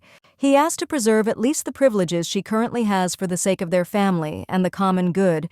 He told her not to try to become empress and to think about what a mistake he had made when he sided with the empress dowager and asked him once again not to do anything stupid. He added that there were many different impositions and any of them could take Adrianius away at any moment. The boy turned around and walked away. The angry sister threw a fruit at him, calling him a goat. Meanwhile, our heroine was reading a letter congratulating her on her first public appearance, which also stated that good shoes would definitely lead her to a good place. The woman couldn't even believe that His Majesty only knew about her because he was perfectly aware of her plans. Looking at the things the emperor gave them, the woman could not understand how His Majesty knew what her taste was. She thought these were truly beautiful things. The princess caught herself thinking what she feared the most, namely that she was starting to like it all. She didn't want to believe this fact until the last moment. Her thoughts were interrupted by Kate, who said that everything was ready. The princess ordered the crew to prepare for the repulse. She planned to visit the Duke of Clarinet's house. The man was talking to the driver. They chatted for a while about everyday things. The driver thought that the young man with the sword was from the Principality Genevieve because only there are such tall and strong men. The young man said that he was a beginner and was still learning to use a sword. Only halfway through did he realize that the people he had to protect were Hilaria and Mrs. Beatrice. With all the festivities, the women were welcomed at the residence of the Clarinet family. Courageous men guarded the entrance from all sides. Hillary. I asked my friend if she knew anything about Jenna. The girl said that most likely she was a distant relative of the Dowager Empress at the 8th generation level. She said that it didn't matter because she thought Jenna was good with a sword. The girl said that Count Romanov has 5 sons and all are knights, so it's not surprising that the youngest daughter is well versed in this. Bibi said that she didn't see the girl much at social parties, so she didn't have much to say about her, but everyone only spoke positively about her, saying how gentle and kind she was. Our heroine wondered who decided that she was really good. Jana's family, the Romanovs, or rather their family, opposed the Gozli Empire and the Hermes Empire. They have a huge naval army to protect them, and they are the second largest family of Guinevere. But now they are not Romanovs, but Winfried. The girl asked her friend to prepare a gift, and one that she would like. The princess thought that a sword with some glorious history would be wonderful. After this conversation, the girls got out of the carriage. The princess was immediately greeted by Charlotte, who asked why they were here. She said she would be happy to meet her in an informal setting. That woman simply remained silent. However, after a few seconds, they had a dialogue where the lady said that she was still glad to see them, but she didn't know it would be them, so it was all so unexpected for her. Now our heroine realized that all this was done specifically so that she would not be able to gossip with Vinaika. He suggested changing the location because he had prepared the crew. The lady thanked him for this, but she felt sad that she could not arrange a tour of her beautiful castle. Hilaria asked the young man about the same murder and what he knew about it, but he didn't answer, only showing emotion on his face, which made the lady laugh. They sat down together in the créteau. There were a few seconds of silence between them. The shoes the emperor gave looked expensive and high quality. It was clear that he cared more about the stronger one than he thought. The guy decided to speak directly, so he told it like it is. The emperor is preparing for war, and he offered himself as his right hand. This was important to the girl. The young man continued to say that the plan had been maturing even before the coronation and had now remained unchanged. But they need to be more careful when recruiting knights and purchasing weapons because their army lost Sharif and Oswald 200 years ago. That is why he and the emperor share the same opinion that victory requires full supplies of all resources, not just weapons, equipment, and food. They are also preparing a strong psychological attack because war always means great sacrifices. The princess understood that in this case, neighboring countries would try to attack Winfried, and they would not be allowed to do so. In the future, as our heroine saw it, Geneva was sacrificed during this war, and she did not want to let that happen. Plus, although the boy was an assistant to the emperor and does not know what is going on in his head, his only desire is the prosperity of the word of his native empire. Pilar said that she was here for the same purpose, and that because they had the same interest, they should unite. Realizing that the girl was not his enemy at all, he realized that he could come to the Palace of the Steel Rose at any time, and the girl completely agreed with this. The lady immediately warned that she would not remain on the side of only one empire, because she did not accept any side. He agreed with her and said that she was right to act as she was flying. After this conversation, our heroine learned a lot of new things, namely that war is still being prepared, and it is unknown how this will affect the 7 counts of Nathan. If he simply follows the emperor's orders, everything will be easy, but if it is not, Hilary will still make him dance to his tune. Seeing the slum area, she was shocked by the terrible standard of living. Everyone who was here was in a terrible state. Children, drunkards, old people who were all together and only wanted food. The man replied that the emperor would not allow him to leave such a beautiful girl among these ragged people. The young man shared that His Highness had entrusted Charlotte with carrying out reforms in the slums. And at first glance, the girl may think that they came here to help her, but they simply chose a less suspicious place to meet. It's strange because in the future that our heroine saw Jana was engaged in these reforms. She asked the guy about it again and he gave the same answer. Our heroine already understood that Charlotte's time of triumph would soon pass, but she still decided to help her. Not because she likes this guy or his sister, she just saw a lot of poor people here, and the state is the only one to blame for their poverty. All the troubles, misfortunes, hunger are the fault of the country alone. The girl recalled how her mother asked her to never forget otherwise in the poverty where she lived, and no matter how high she climbed, she should not forget what was happening right in front of her. Everyone was not against the girl's marriage with his eternity because they were worried about the girl's fate. The mother hoped that she was not sad about the situation that had arisen. We remembered those words, and the lady said that her mother said that the government was to blame for all the people's troubles. The girl added that her mother would like the princess to be able to see the lower classes of the population, and the boy gasped at what he heard. Seeing this reaction, the girl smiled in her mind. She asked the guy not to fall in love with her because she was His Majesty's bride. The guy replied that she was saying terribly dangerous things.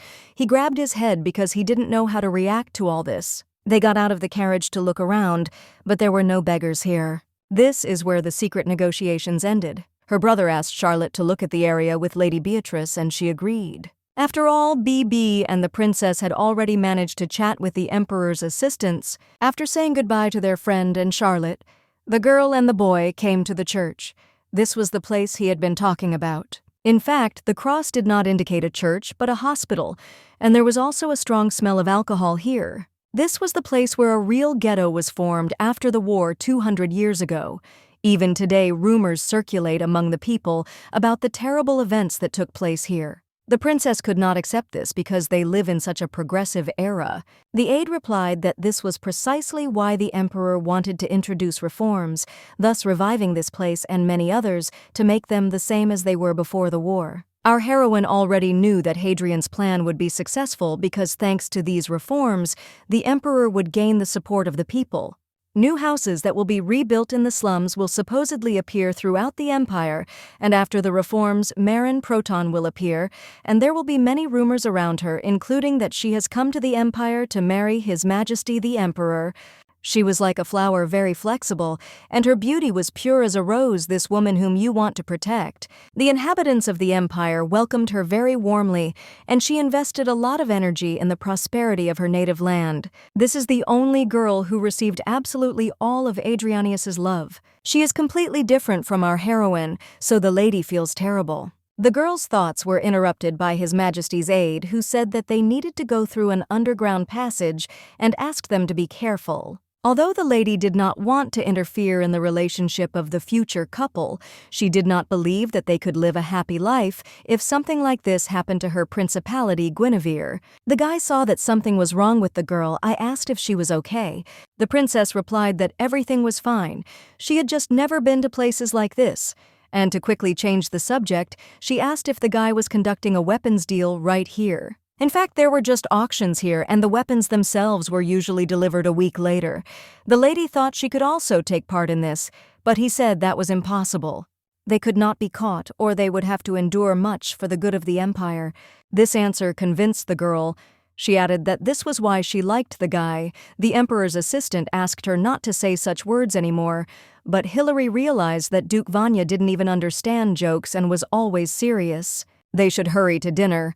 The Duke is already waiting for them. He would like them to continue the conversation because the girl was incredibly attractive. At the entrance, they were met by a man in a mask who asked them to say the password. Tipping the hat to the Anarchy said good luck would come to the one who tied himself a clover blooming at the edge of the forest, and after that, the man in the mask asked the following. The guy had to name a number. It was the number 12. The couple was calmly let through and they walked straight to the center of the auction. They arrived last, but still weren't late. It was very important to be in time for the start. The girl, meanwhile, analyzed the situation here with about 15 people, and no one can find out about each other's identity. Most likely, Count Nartan knows everyone present and personally organized the auction. After all, Lady smiled. She had already sent her spirit to him to read all his thoughts and find out all the names that were at the auction. Meanwhile, His Majesty the Emperor was signing important papers and he sensed something was wrong. Lady Olivia came to him. She wanted to talk to him personally. While talking to His Majesty, the woman marveled at his beauty, which she probably couldn't find in the entire empire. Olivia believed that one could not understand how jealous she was of him unless one became her. The emperor ordered the girl to go and pay her respects to the empress, adding that she must return by tomorrow evening. Otherwise, he will be very worried about her and will not be able to sleep. Of course, in reality, his eternity didn't bother him. He wouldn't even be upset about it. But if she didn't return, it could be a pretext for the destruction of Count Erasmus's family. Well, the girl promised that she wouldn't do anything that would make him worry. Seeing this reaction, Adrianius realized how far Olivia was from Hilary, because the girl would have been able to see the true meaning. His Majesty really admired this girl, remembering her. He thought that she must have quite a lot of fun on the walk. Olivia asked if they could have dinner together when she returned, but His Majesty immediately refused her. The girl tried to immediately arrange a meeting for the next day, but the Emperor said that the girl did not understand that there was nothing special about her, nothing interesting. The lady was very upset by what she heard. She was so upset that she took her hands and started squeezing them because it was all because of Hilary. Hearing this, she very quietly announced that she would leave. His Majesty looked indifferently in her direction. She was irritating him greatly. After reading Hilary's letter, His Eternity realized that the woman wanted to bring another man to the castle. "We'll meet my friend at the carriage."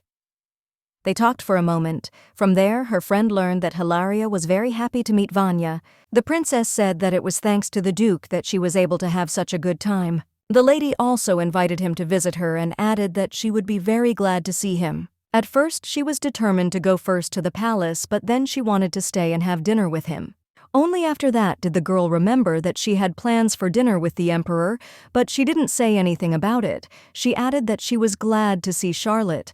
The concubine awkwardly replied that she was also glad to see her. They said goodbye and wished each other good roads, Charlotte shaking hands intentionally to meet her again. Sitting in the carriage, the friend angrily asked why the main character went to the auction. She didn't even think about the fact that her eyes changed color when force was applied. And luckily, Vanique didn't notice this, otherwise the witch hunt would have started again. The girl rehearsed and read the annotations because Hilaria could not be so carefree about it, but the lady replied that everything would be fine. Bibi replied that she didn't want to yell at him like that, but she was just really worried. The witch hunt began with people conspiring against the Guinevere family because they feared and envied their magical abilities.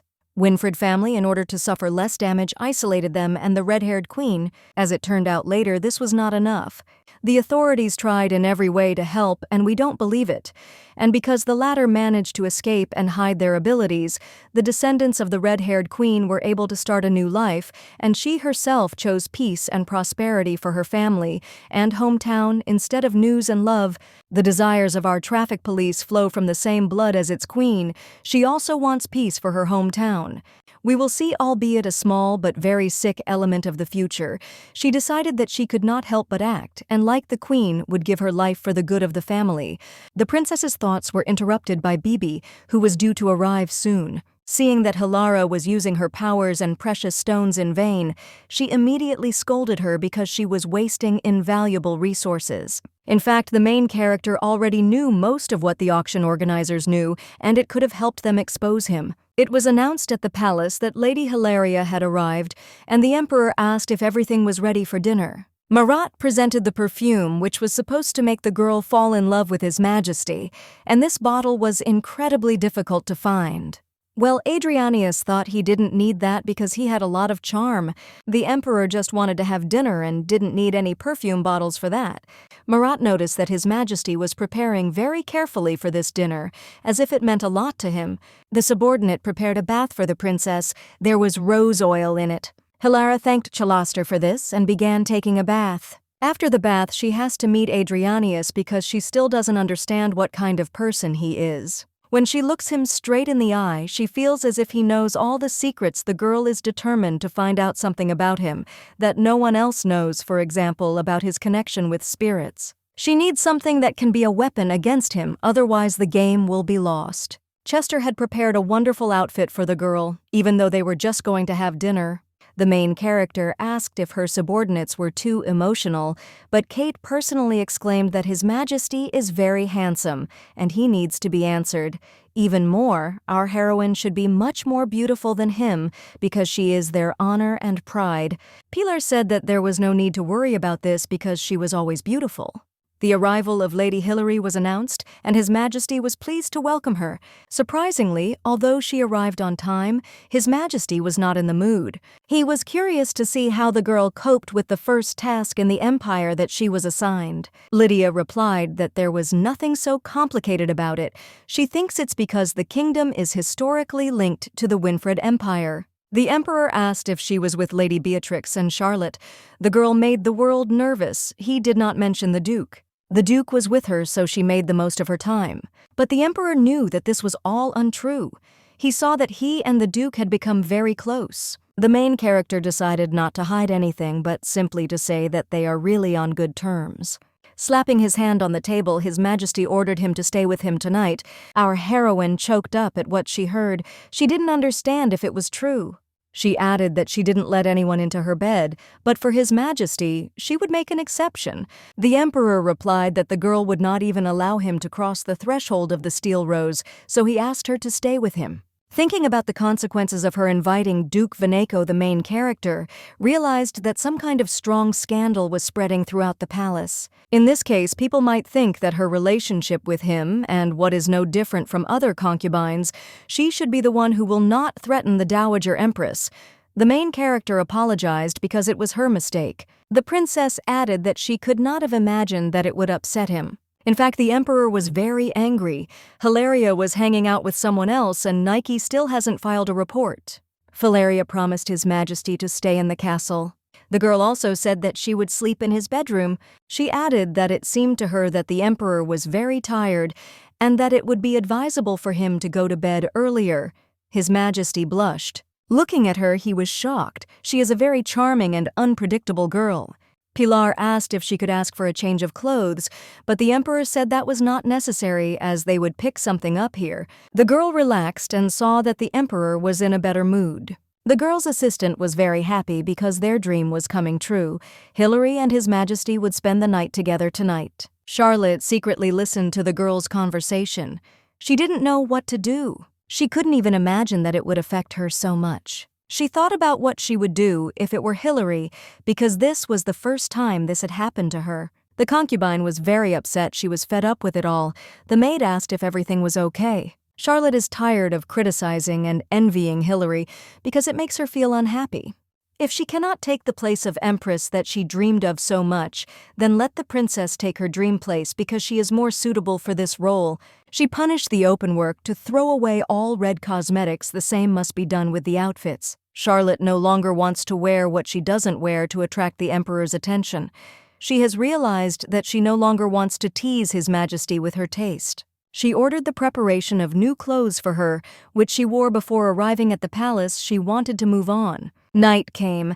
Hilary saw what looked like a huge red room with a bed with white bedding. The princess asked His Majesty if it wasn't too black, but the Emperor replied that he really liked the color red. He added that he especially likes our heroine's red color because that's the color of her hair. Well, later he added that he also loves her eyes and even Guinevere. I didn't understand you why she's saying this now as if she's ordering her teeth. Hadrian poured wine. It was made specifically for cold regions and was consumed cold. The girl raised a glass of the card. She felt the energy of the ice. The guy was very worried about whether she would like the wine, and as soon as she said she liked it, he was very happy.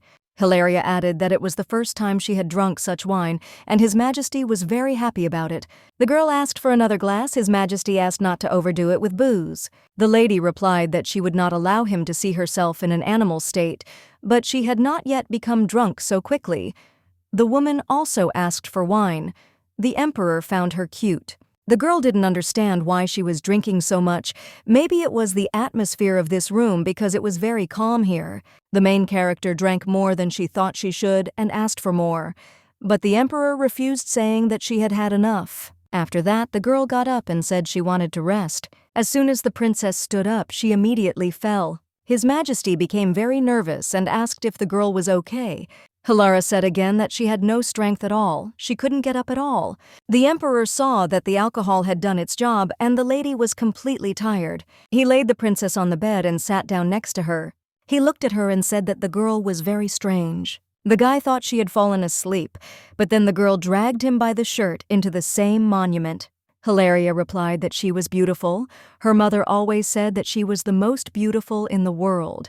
Looking at the Emperor, she asked him to tell her the same. His Majesty said what the girl wanted, and it made her smile. He called her strange. A second later, His Majesty grabbed her hands. He knew she wasn't strange, so he decided to indulge in a prank. Surprisingly, in this position, the Emperor saw that the lady was even more beautiful. Hilaria offered to show him all her beauty. She quickly turned Adrianius onto his back, sat on him, and began hugging him. The girl called him pretty, and the Emperor replied that she was the most beautiful girl in the world. Hilary replied that it was, and then they started kissing. Olivia became very angry when she learned that the princess wanted to spend the night with the emperor, and she turned to her father. She asked how things were going about what she had asked for, namely about the witches. Dad also handed over the papers, but that wasn't enough. She needed information that would help her destroy Hilaria. Olivia said that wouldn't work because she wouldn't be able to manipulate it. Suddenly, she was interrupted as new news came from the castle. The girl replied that her parents shouldn't pay any attention to it.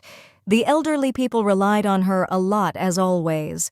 They asked not to forget to preserve the honor and dignity of their family because they hoped that the emperor would one day recognize both them and them.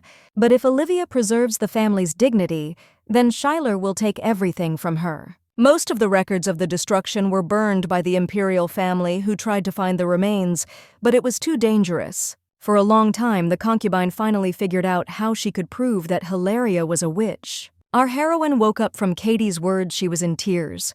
The girl was very afraid and worried that everything would be okay with the princess. It seemed to Kate that her mistress had slept for a very long time.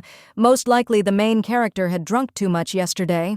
The princess said that everything was fine with her, and there was no reason to worry about her. The only thing that upset the girl was that she hadn't changed anything since yesterday. After all, everything is very bad. The butterflies can't even get close to Adrianius's room. Suddenly, like the main character, the emperor's maid arrived and invited her to have dinner with him. The princess didn't even know what could have happened yesterday, so she decided to return to her palace and take a bath. The maid replied that it was not urgent. They knew that the girl would want to take a bath and had already prepared it. The lady was fascinated by the fact that the guy had thought everything out so well. After breakfast, we had to send out invitations to everyone for tea. Because of all these events, the lady completely forgot about it. Kate also said that after breakfast, she has lunch planned with Lady Charlotte and those responsible for finances. Surprisingly, she said it herself. Our heroine didn't even guess what else she said that night. Hilaria considered herself deaf. She had completely lost her grace and pride. The maid noticed that something was wrong, but the princess replied that everything would be fine. Little memories came to her mind every second as she kissed the emperor and spent the night happily with him. After all the memories, she considered herself a complete idiot, especially since she remembered perfectly well that it was she who started it all. She didn't want to think about it while taking a bath. Maybe it was for the best that her butterflies couldn't get into Adrianius's room. Surprisingly, the girl noticed that the more she communicated with the emperor, the more often strange things happened. His Majesty was meanwhile signing important papers, but in reality, all he had in his head were memories from last night. The assistant was very happy because it was the first time he had seen His Majesty in such a good mood. Marat added that he seemed to have fallen in love, and His Majesty partially agreed with this. The emperor said that not much time had passed since Hilaria arrived, but he immediately switched to asking about how the fight against flooding was going in the Romanovs' southern estate. He also noticed that you had given instructions to Marat a long time ago so that he would not forget about internal security. The emperor looked at the spirit. He asked him if his mistress was brave. Adrianius's thoughts were filled with only one thing. He thought the girl was simply cute. Sipping tea on the summer terrace, His Majesty became thoughtful. He thought the princess didn't like the food, and she simply replied that she had no appetite. Most likely she overdid it yesterday despite his warning about it. The heroine imperceptibly to herself began to look away. Then she added that she hadn't drunk in a long time, so she couldn't even expect it to end like this. She looked at His Majesty's lips. They radiated a smile. Vladi remembered that night the emperor said that when he looked into her eyes, he realized that there were no more like her. It seemed to him that their eyes were a perfect match for each other. These words seemed strange to her, starting from the look and ending with the slightest movement.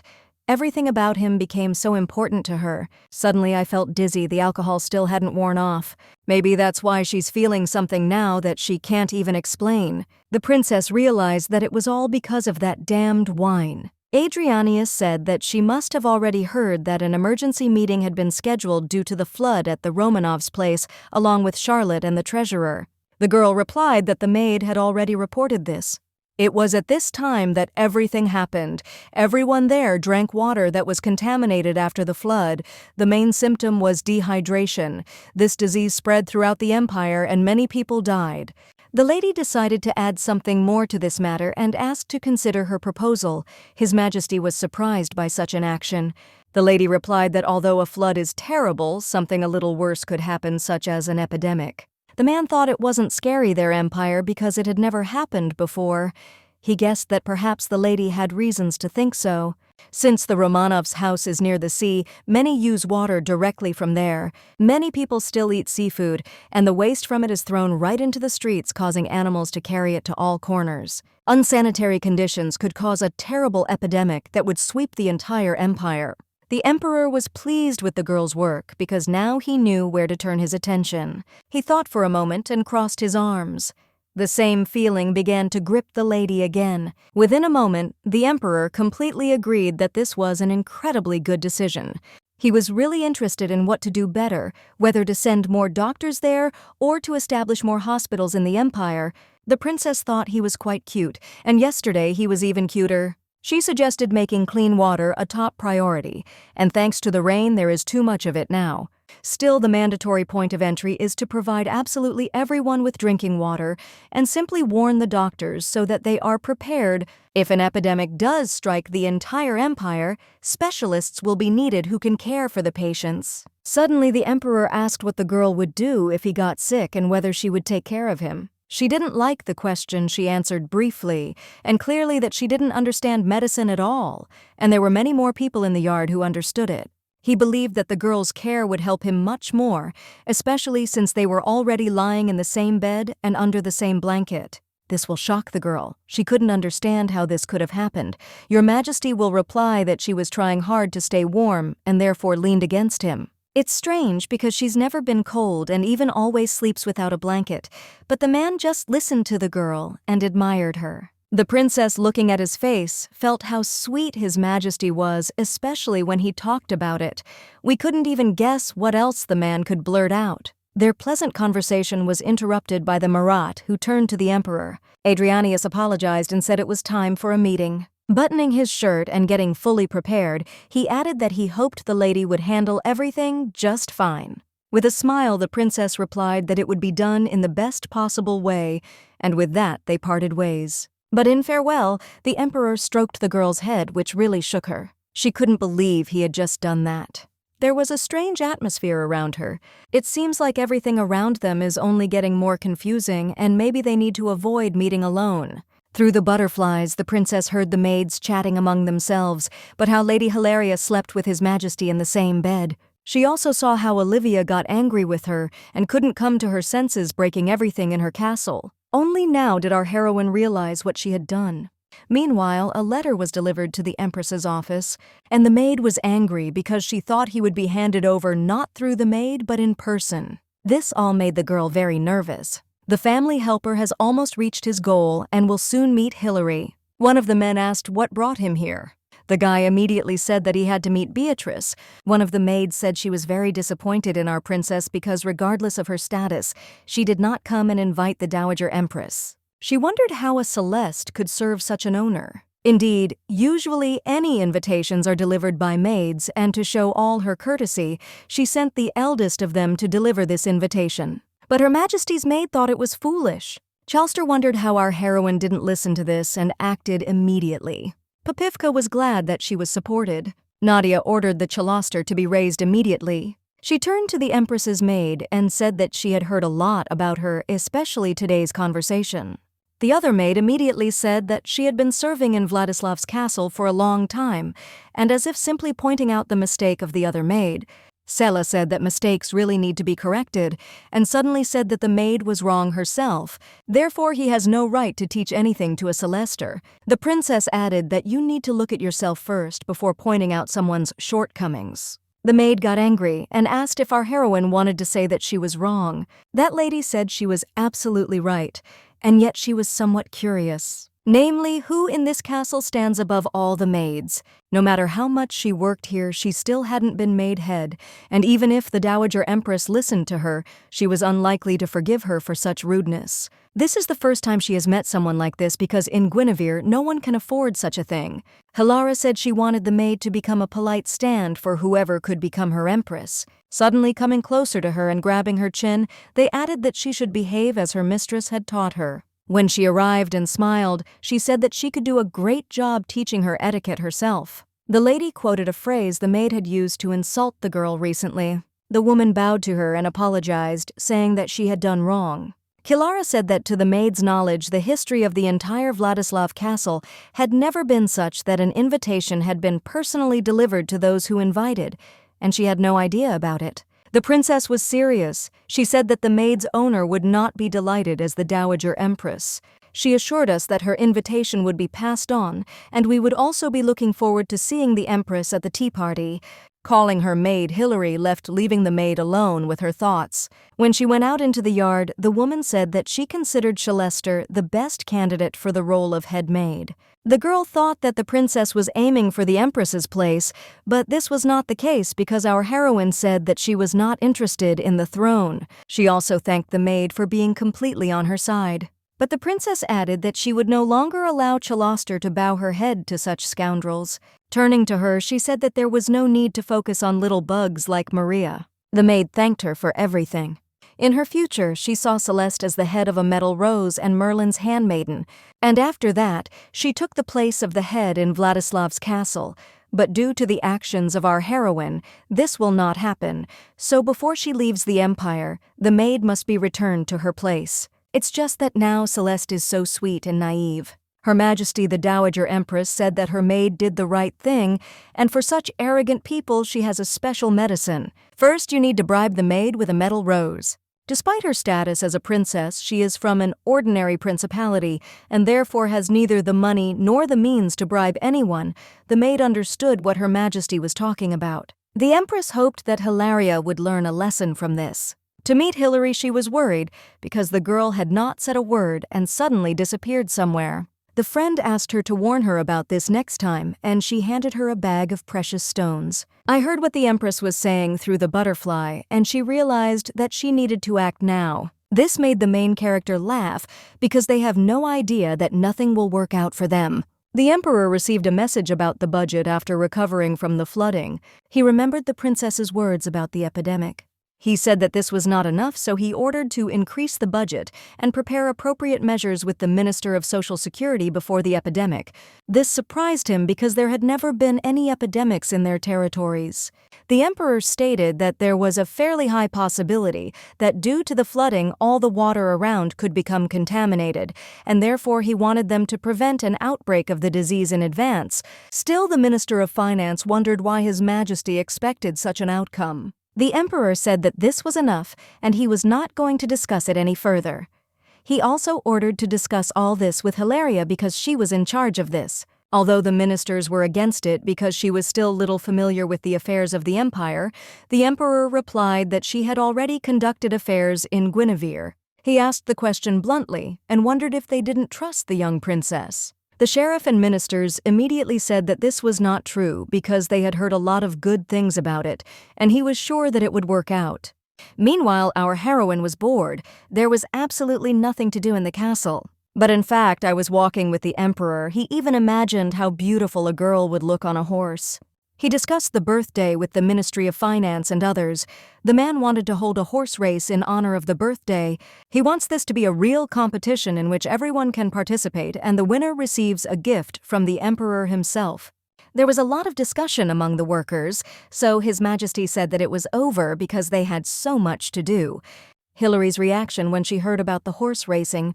The man was also worried about why the princess wanted to leave the castle so much. Meanwhile, Bibi from the diplomatic embassy Freuden saw that she must have mixed up the address. She was looking for a good pastry shop here. A subordinate reported the visit of an unknown guest. Hearing this, the girl quickly flew into the room, and when she saw the guy, she was shocked, wondering how he got here. But the Kartal remained silent and did not want to answer anything. Meanwhile, Christina Genesis was walking around her garden. The butler remarked that it would probably be enough for today because she had many other things to do. Actually, Christina Genesis was the second princess of Guinevere. From early childhood, she was interested in the outside world, and as a result, she secretly left the principality and met the Marquis. After that, they got married and had a child, and pregnancy became poison for her weak body. Choosing between the child's health and her own, she chose the child. The only thing that is on the verge of death for the girl is her older sister Helena. She gave half of her life force to save Christina. Only thanks to this did Beatrice come into the world. Bibi asked what exactly brought the cart. He said that he had been ordered to protect her here. What she heard surprised the girl. She ordered that no more talk of Guinevere be spoken of within these walls. She wondered if he really understood everything. Cartel Sebastian, the only younger brother of the late Empress Bernice in the future that Hilaria saw, avenged his sister's death, namely, he passed on military secrets to Guinevere. He was the one who brought the principality to ruin. To prevent this, he was never released from the principality. Suddenly, Chris felt something. She quickly ran outside and saw Bibi. It's strange because she was embroidering her aunt's energy and couldn't understand what was happening here. But a second later, a woman appeared right from behind the cart. It was an honor for her to meet Christina. Her name is Ilya. She is the spirit that Helen sent. The lady asked if everything was okay with its owner, and he confirmed it, adding that the girl was sending greetings. Many warm emotions appeared on her face because it was thanks to her that she was safe. Bibi didn't know if she could trust the quarter, and the spirit replied that he was fully following her orders and had come to protect Hilara. Hearing this, the main character's friend told her that in order to get into the castle, they needed to create a new identity and change their name to something else. The spirit also agreed to this. A small feast began in honor of this. All this was necessary because Helena is a direct descendant of the family of Empress Bernice. If anyone finds out his true identity, it will definitely lead to war. Therefore now the boy will not be called Kartal but Ilya. This all confused Bibi a little, and she agreed, after which they asked if her task was to take him to Hilary. The spirit confirmed this and added that it was necessary to come up with his identity. The lady fully agreed with this and immediately began to carry out the task. Around Christina, she didn't know what it was. It was Mr. Helena's blessing. She wished her good health and well-being. Such words moved the girl. She thought it was very sweet. She seemed to feel a woman stroking her head, but instead of crying, it made the lady even more emotional, and then she could no longer control her tears. You would see how close the bond is between a mother and a woman. Still, it was impossible to be distracted for long because it was necessary to come up with a new identity for the goal. Walking through the castle, our heroine suddenly felt an incredible nostalgia for the times when everything was wonderful. She was filled with various memories and emotions. The one she wanted to meet before everyone else appeared before her. Our heroine couldn't wait to meet her. Hilara was confident that her friend would take care of everything. They started a conversation discussing how hard it was to eat on hot days. Charlotte said that she had chosen a special dress for herself. It was completely different from the ones the emperor liked. They say that clothes made of breathable materials are now in fashion. She asked if she would like to order new clothes because the materials here are beautiful, but the girl was too young because she had brought a lot from home. Besides, she believed that clothes were not the main thing now. Looking at the surrounding landscapes, they decided to discuss further plans. Our heroine also heard that Charlotte bought new dresses directly from Guinevere, and it's strange because she didn't wear a dress sewn with flowers from Vladislav Castle. Charlotte meanwhile said that Hilary has really beautiful dresses. The girl replied that recently local seamstresses have been looking at the princess's outfits, and Hilary wasn't following fashion trends, but rather they were following her. Clenching her hands, Charlotte almost said that she wanted to be as cool as the princess, and most likely she would have to update her wardrobe. The minister and the sheriff arrived. They were in a serious mood and had to get down to business right away. Hilaria greeted everyone and added that she was glad to see them introducing herself as Hilaria.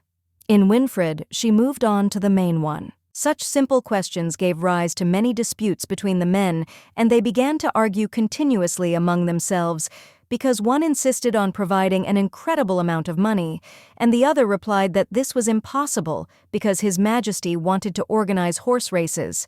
The second one started talking about how they had spent the budget very economically this year, so it wouldn't be a problem. Remembering her words about how she would leave the castle and immediately ride a horse, she was very upset because it seemed as if His Majesty was listening to her. The girl remained silent, and the ministers asked if the lady liked horse racing. Another minister replied that women don't like the smell of animals, and most likely she doesn't either. The man assured that he would immediately report this to His Majesty so as not to waste the budget, and Hilary was just curious. It is not clear to her that the horse races were cancelled 150 years ago and why the empire decided to hold them so suddenly. The Minister of Finance replied that the castle needed renovation, and especially since it was hot now, it was necessary to constantly keep the townspeople's spirits up. Hearing that she could also participate in horse racing, the girl immediately registered her candidacy. She was incredibly happy because this news was perfect. She had long wanted to saddle a horse. One of the ministers was surprised by the girl's statement. He did not know that she knew how to ride a horse. The participation of the other concubines, who most likely did not know how to ride a horse, was also in question. Lara still stood her ground. The girl asked if she would create problems if she took part in the horse races, and the minister meant it. In fact, this would be the girl's first participation in the race after 300 years before there had been a beautiful queen until her health failed her. He apologized for his rude remark because he didn't want to eat the princess, and our heroine said that the red-haired queen won then, and she wants to do it too. She ordered her ministers to convey to the emperor that she wanted to participate and win in these competitions. Lady is sure that he will never think that she is capable of winning because he does not know her full potential. And they taught her to ride horses, and even in early childhood she won many horse races that were held in the principality. Of course, they were not professional, and there were many who simply refused to learn this craft because they were so weak, and it was impossible to see victory. The princess was looking forward to this day. She approached Charlotte and invited her to participate in the horse races, but she thanked her for the offer, but said that she did not know how to ride a horse. Then the lady asked if other concubines could saddle the horse. From here, Hilary learned that Jenna knew a little bit about horse riding, and Charlotte heard that she was passionate about it. You coincided with our heroine's thoughts and visions of the future, because she saw a genie with a sword and riding a horse. She escaped from the imperial castle during the turmoil of the war and became a knight, but because no one taught her, she died at the beginning of the war. Hilara wondered where she got her sword and horse riding skills from, which meant she had been learning them long before the war. Although she does not attach much importance to this hobby, it has potential that can be developed in the future. The princess invited Charlotte to dinner. She asked to take Jenna with her. The concubine thought that she had immediately offended her because she was kind and could sometimes do something stupid. The girl simply replied that they were like caterpillars and they had to emerge from their cocoons and become butterflies, and if they didn't have time to do this, they would never turn into beautiful creatures. Charlotte was a little confused about what the lady meant. Hilara said that she still has no one in front of Gina, so it's better to invite Charlotte. She waited for the woman's answer, looking intently into her eyes. After waiting a bit, Charlotte saw that she could not refuse this, and therefore confirmed that she would invite a concubine. This comforted the princess. Now Jenna and the Romanovs will be present at the dinner. The lady was very determined to win and receive summons from the emperor himself. Sitting in a chair, she looked out the window and admired the scenery. They were incredible. The servants always made bets, and this time was no exception. They believed that Jenna and the princess would order many different cascading reasons in one place, which would make you laugh or cry depending on the outcome. The emperor watched these men from above. He did not know that gentlemen could afford to cry. He considered such conversations indecent, and that they were just unfortunate butlers, and to teach them at least some lesson would be disrespectful to himself. His Excellency the Emperor mentioned that the owner of the spirit still has a negative attitude towards him. It seems to him that she generally treats him as an empty place. It seemed to him that the spirit was saying that he was wrong. Based on these words, Adrianius believed that in this case the princess would be glad to have him at dinner. Perhaps she simply did not have to invite him. Hugging the cage, the man thought that Hilaria was probably waiting for him deep down. Looking at the spirit, he couldn't believe that it was so defenseless and small. It literally depended on his actions. He followed it, knowing that it would soon disappear. The emperor thought that life spares no one even just for fun. The man considered Hilaria incredibly beautiful. She was the same extreme woman who completely changed his life and disturbed the peace in his soul. He believed that until he got into her castle, nothing would change in his life. He must get there at any cost. To begin with, he decided to take the easiest route, namely to bring flowers with him and simply ask to visit the princess. Of course, she immediately refused him, saying that he was not on the list of invited people, and that's exactly why he came with flowers to make this evening better. After thinking a little more, Hilaria ordered a place to be prepared for His Majesty the Emperor. The girl was a little surprised to receive frozen flowers as a gift. She came to the table and said nothing about the flowers that would decorate tonight's dinner. Two elements were fighting in her thoughts, and she couldn't imagine how the evening would go on, because an uninvited guest had appeared here who might not have the same effect on the other guests. After that, the lady smiled awkwardly and suggested that we move on to the meal. Charlotte felt something worse while eating the dish. She thought that these products were not suitable for each other. She took out a bottle of wine and said that it was made in their city. It was sweet, but with a hint of sourness. The girl thought it would be perfect for tonight. Gina and the Emperor also wanted a glass of this wine. You know how to behave. The heroine refused this drink because she was afraid of bad consequences. She clinked all the glasses for the sake of manners, and as soon as she put down the glass with the drink, immediately asked the scientist how it related to horse racing and whether she had heard any news about it recently. The concubine said that she had heard about the horse races and that the princess wanted to participate in them. To be honest, she even managed them a little because our heroine has so many talents. But suddenly the lady invited Jenny to join her because she had heard rumors that she knew how to handle horses. The concubine was surprised by the lady's interest in her life. She was confused as she took the tablecloth in her hand. But she didn't think her skills were enough to take part in horse racing. And after the flood in the Romanovs' place, she would like to solve domestic problems. She simply didn't have time to do even a little horse racing, especially now that her hometown was in such trouble. She was worried about her family and couldn't concentrate even a little on one task.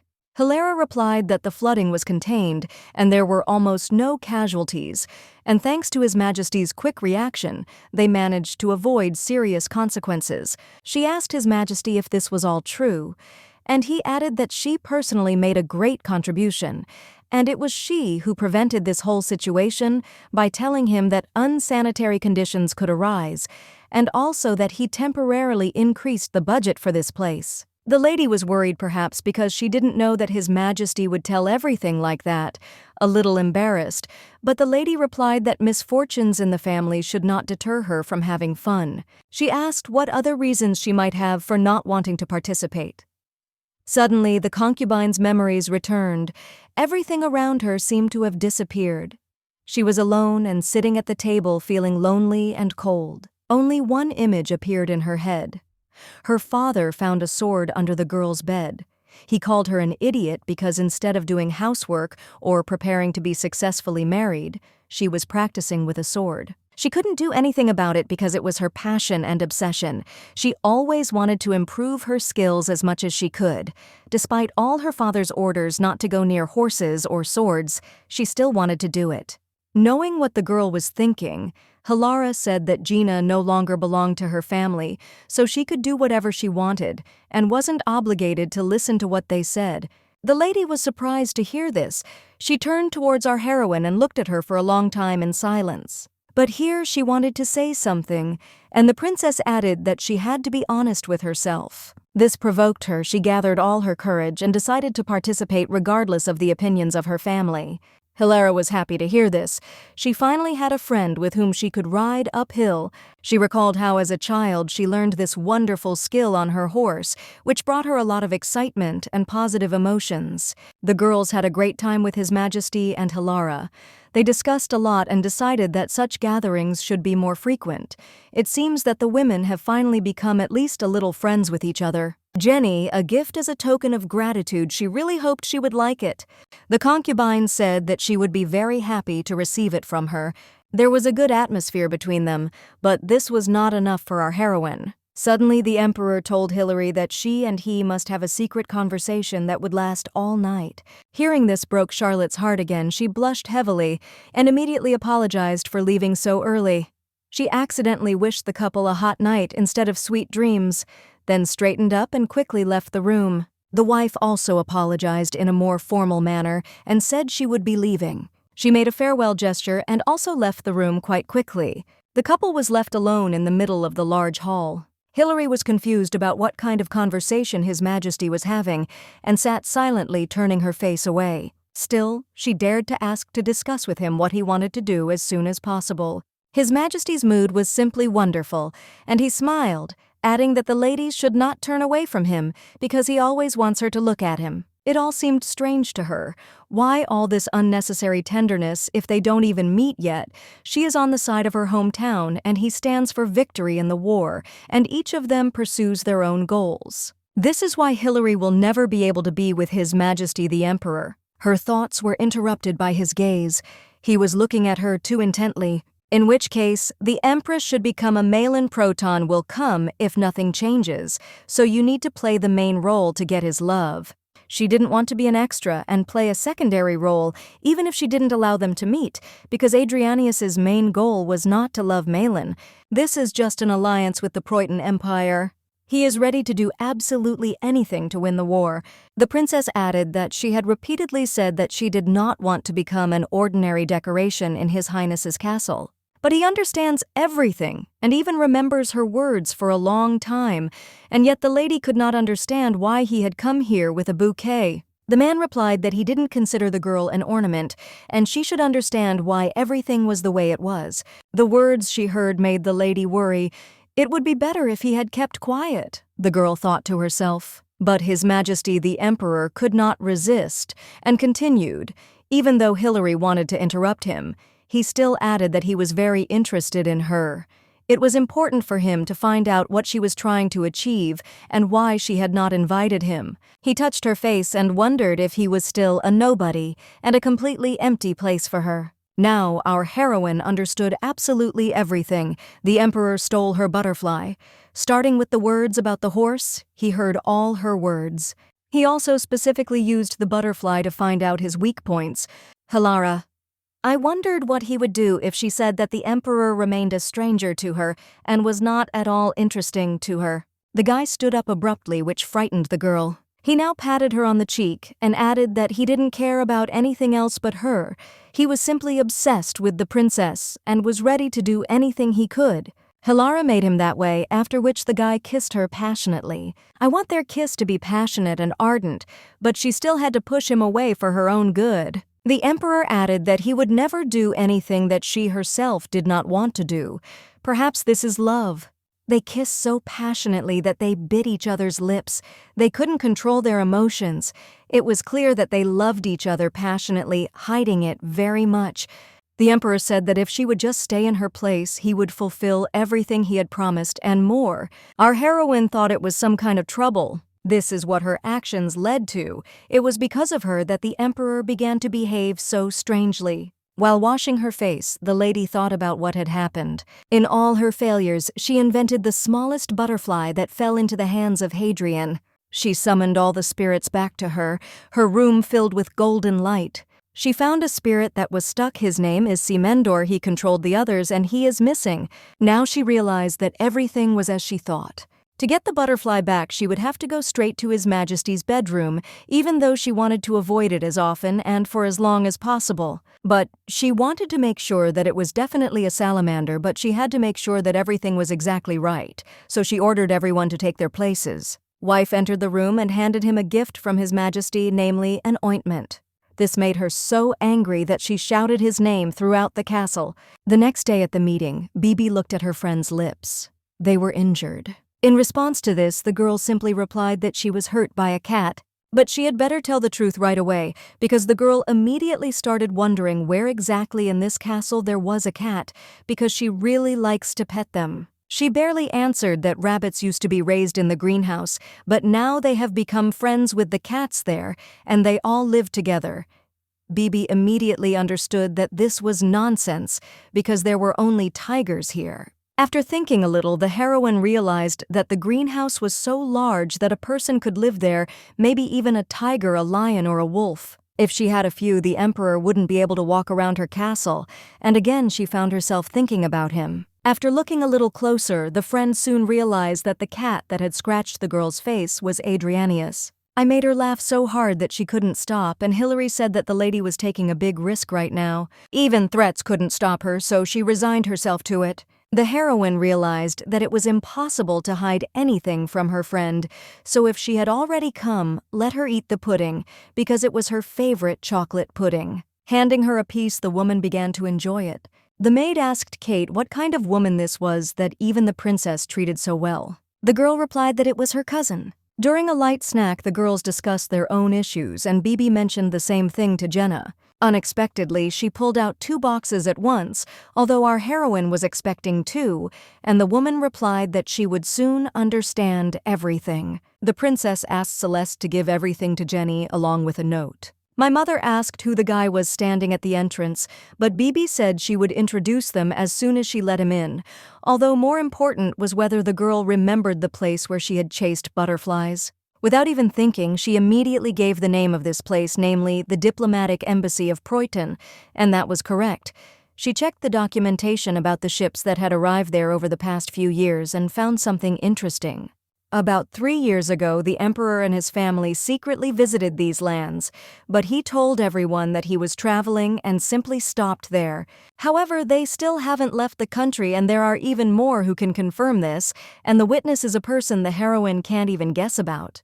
Rasmus is also involved here, but he pretended not to know anything. The imperial family was involved in smuggling and selling weapons, and the king turned a blind eye to it. If this is true, it means that the Empress Dowager has something to do with this. It's time to get to the most important thing, namely, who exactly is the witness? Unexpectedly, it was Merlin Proton. She loved the Infras, so she had no more ties to the Protons. At first, the heroine thought that she loved the Emperor, and in fact perhaps there was nothing more between them.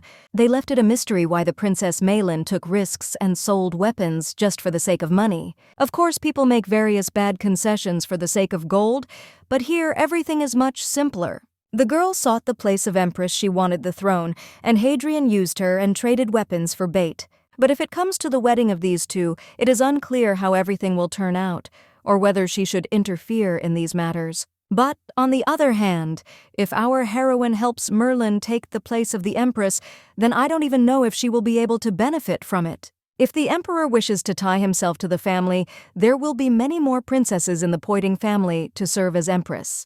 From all these thoughts and stress, the girl didn't even notice how she overdid it with sweets, which made her dizzy. She asked Ketty to ask about dinner with the Emperor. Finally, the test is over, and now Bibi can introduce our heroine to a guy. He is sweet and kind, she will really like him. It was Ilya's lover and girlfriend. Hearing this, the girl swallowed her tea and accidentally spilled it. It was all even legal, the princess should have found someone too. But the princess did not understand how the eagle appeared here. Bibi said that they changed his eye and hair color so no one would recognize him. To begin with, the guy had to introduce himself. He took her hand firmly and introduced himself as Elijah. The girl's eyes lit up blue suddenly. She exuded a strength she hadn't seen in a long time. It was her mother. She asked if her precious daughter was okay. The princess replied that everything was fine. Her eyes filled with tears because she missed her dear soul so much. Hilara asked how her mother was doing, and she replied that everything was just fine. Her father and brother were fine too. Our heroine was very worried about her and was happy to meet her even if it was just for fun. Hilaria understood that her mother had sent Ilya here so that he wouldn't worry so much. But the mother had a message for the child. She said that the cartel would protect her, and therefore it was necessary to keep him nearby in case his help was ever needed. Our heroine was too obsessed with visions of the future.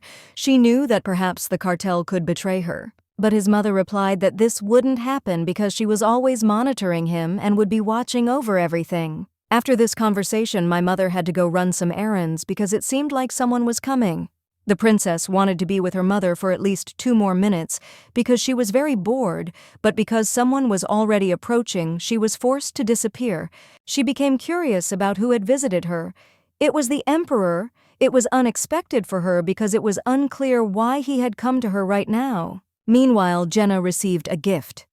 In the letter, the princess said that she wished her the best and was ready to help her at any time she asked. The heroine knows how much the concubine wants to see weapons in her hands and is ready to open new doors for her. In the box was a sword of unsurpassed workmanship. It was elegant and dignified as a good weapon should be. The maid was surprised when she saw the weapon, because you don't always see a sword as a gift for a gentle and fragile concubine. Gina couldn't even imagine that she would ever hold him in her hands again. As it turned out, it wasn't just any sword. It was a weapon made specifically for her, both in design and shape, with Jane's emblem embossed in gold on the handle. The lady asked her maid if she would report her to her father this time. As it turned out, only she knew about all the training, and it was she who reported any actions to her father. The woman turned directly to her and ordered her to choose whose side she would take, her or her father. Gina was focused. She put the sword to her head and made her choose. At that moment, the woman didn't know what to do, and Jenna was no longer going to follow other people's orders, because she was no longer the stupid and powerless daughter of the Romanovs. Now that Hilaria has shown her the way out, she is truly free. Her soul feels what has been closed off for so long. The woman wants to go outside. Adrianius stood and saw Ilya holding the princess's hand. What made the situation even worse was that the boy leaned against the princess's arm and said that he was the favorite of the beautiful bride. But His Majesty was in a great mood because the girl invited him to a meal. He immediately noted that the lady had her own pet. Despite the fact that he had allocated a metal roselock for her leaving, this beast required his decision. The princess could not understand what the emperor was talking about. His Majesty was not rich in words this time. He simply grabbed the guy by the bars and threw him straight against the wall. Looking at the girl's earrings, he saw that he had not given them. Adrianius began to be very jealous. He believed that Ilya was a woman's lover. Usually they are started if the man himself is not enough, so the emperor immediately asked what the princess lacked. He also had another complaint. He still hadn't crossed the threshold of her bedroom. It seems the heroine still hasn't understood one thing. He's ready to do absolutely everything for her. All of this has its price, and even for this toy to remain in the castle, something must be given in return. Leaning against the princess's cheek, he asked what she was willing to give him. The girl immediately suggested going into her bedroom. This was the answer the emperor had been expecting, and they began to kiss passionately as they walked into the room. Adrianius only had to push her to get her fired up again, while our heroine had no idea why he managed to get closer to her every time. Analyzing the whole situation, the emperor realized that the princess simply lacked attention, so he allowed the animal to remain.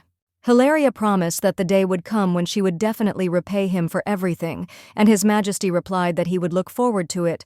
The friend saw Hilaria upset. She asked why Bibi left her and replied that the princess was very persistent, so she decided to leave them for a while, and besides, she didn't hear anything that was happening.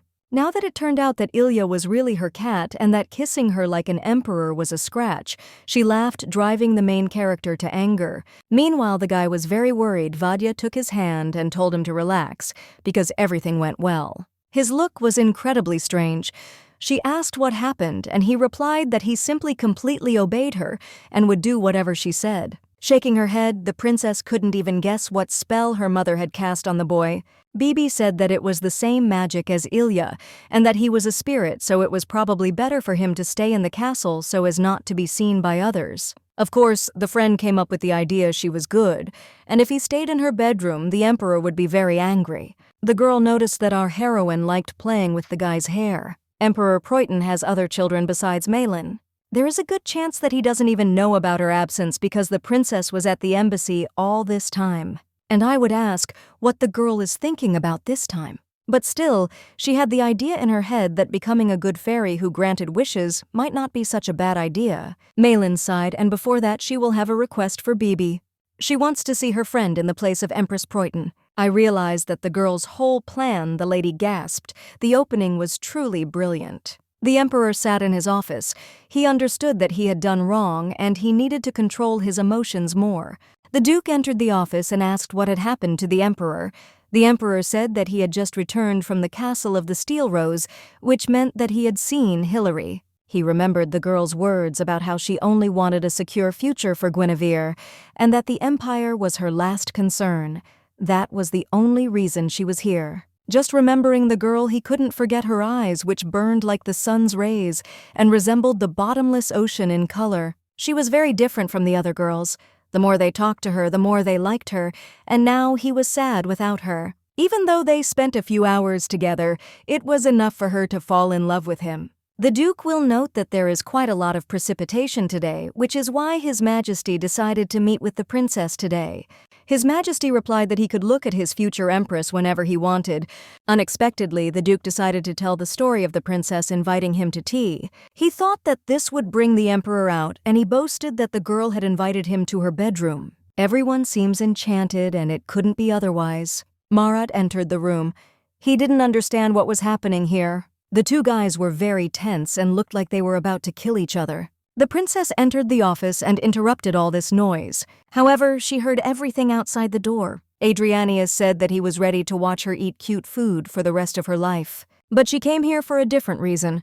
The girl directly said that she wanted to return one thing that he perfectly guessed. His Majesty looked as if he didn't understand what was going on. The princess decided to speak directly and pointed to a beautiful yellow butterfly that she had raised with her own hands because she thought it knew where it was. The emperor replied that he had indeed found one butterfly that had been lost, but she had many of them, so it would be wonderful if she had left him just this one. This was more of a proposal than a final decision.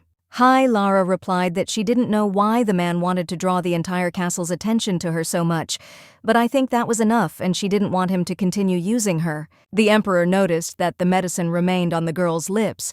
It seemed that the treatment was delayed. Remembering this, the girl thanked her for the transmission that Celester had brought. It seemed to the emperor that the girl he was in love with could not understand that he was very interested in her. Even though he said he wouldn't do anything, it's impossible to fight this anymore. The princess wondered if he could say this sincerely when Malin was about to appear Proton. There is no guarantee that it is not a lie, and even more so, she does not want to give in to false feelings. Suddenly, Adrianius continued. He said that the butterfly she was talking about was indeed his, and that it was very important to him so he wouldn't return it because it already had a name. Hearing that the boy called her a spirit, the hill lady was surprised. The emperor thought it was a beautiful name for a butterfly. This made the main character very angry. She pointed out that it was her butterfly and that he should return it immediately. But suddenly, if she insists so much on this, then Adrianius offers a deal. If the girl leaves him a butterfly, he answers any 3 questions. He confirmed that he would give an answer completely honestly without a single lie or understatement. Of questions lately.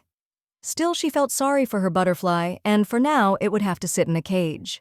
The heroine agreed and named the first question. It touched on Erasmus and the arms trade. It was interesting to learn how he was connected to the Dowager Empress. Although there was not only one question, the lady added that she had heard about how His Majesty was more kind to the opposite sex, so I could do her a favor. He smiled, closing his eyes, thinking she was mocking him. Sashin decided to answer the Count receives bribes from the diplomatic embassy of the Preußen family, but he turned a blind eye not only to the princess's stay.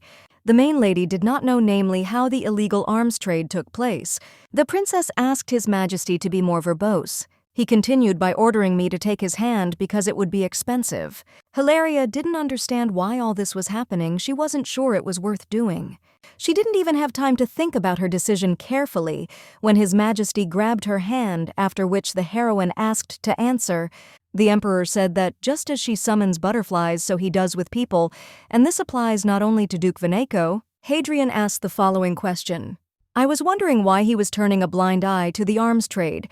Well, it was a simple answer because he has information about the illegal trade they know in which warehouses it is stored, so he decided to choose a different strategy. And now he is filling his weapons warehouses in case of war, of course, without anyone knowing about it. He added that all the weapons would be his, and once the right moment came, no one would be able to stop him. Would try to get Count Norton's weapons, and then her plan would be over. He decided to give another hint because he is very kind. The weapon does not belong to the Protons.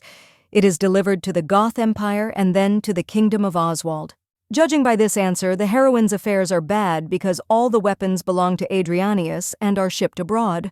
She was left with one question, and she wanted to ask about Malin Preußen, understood that it was impossible to do this so openly, so she asked why His Majesty had asked Prince Narton. He will reply that this is confidential information.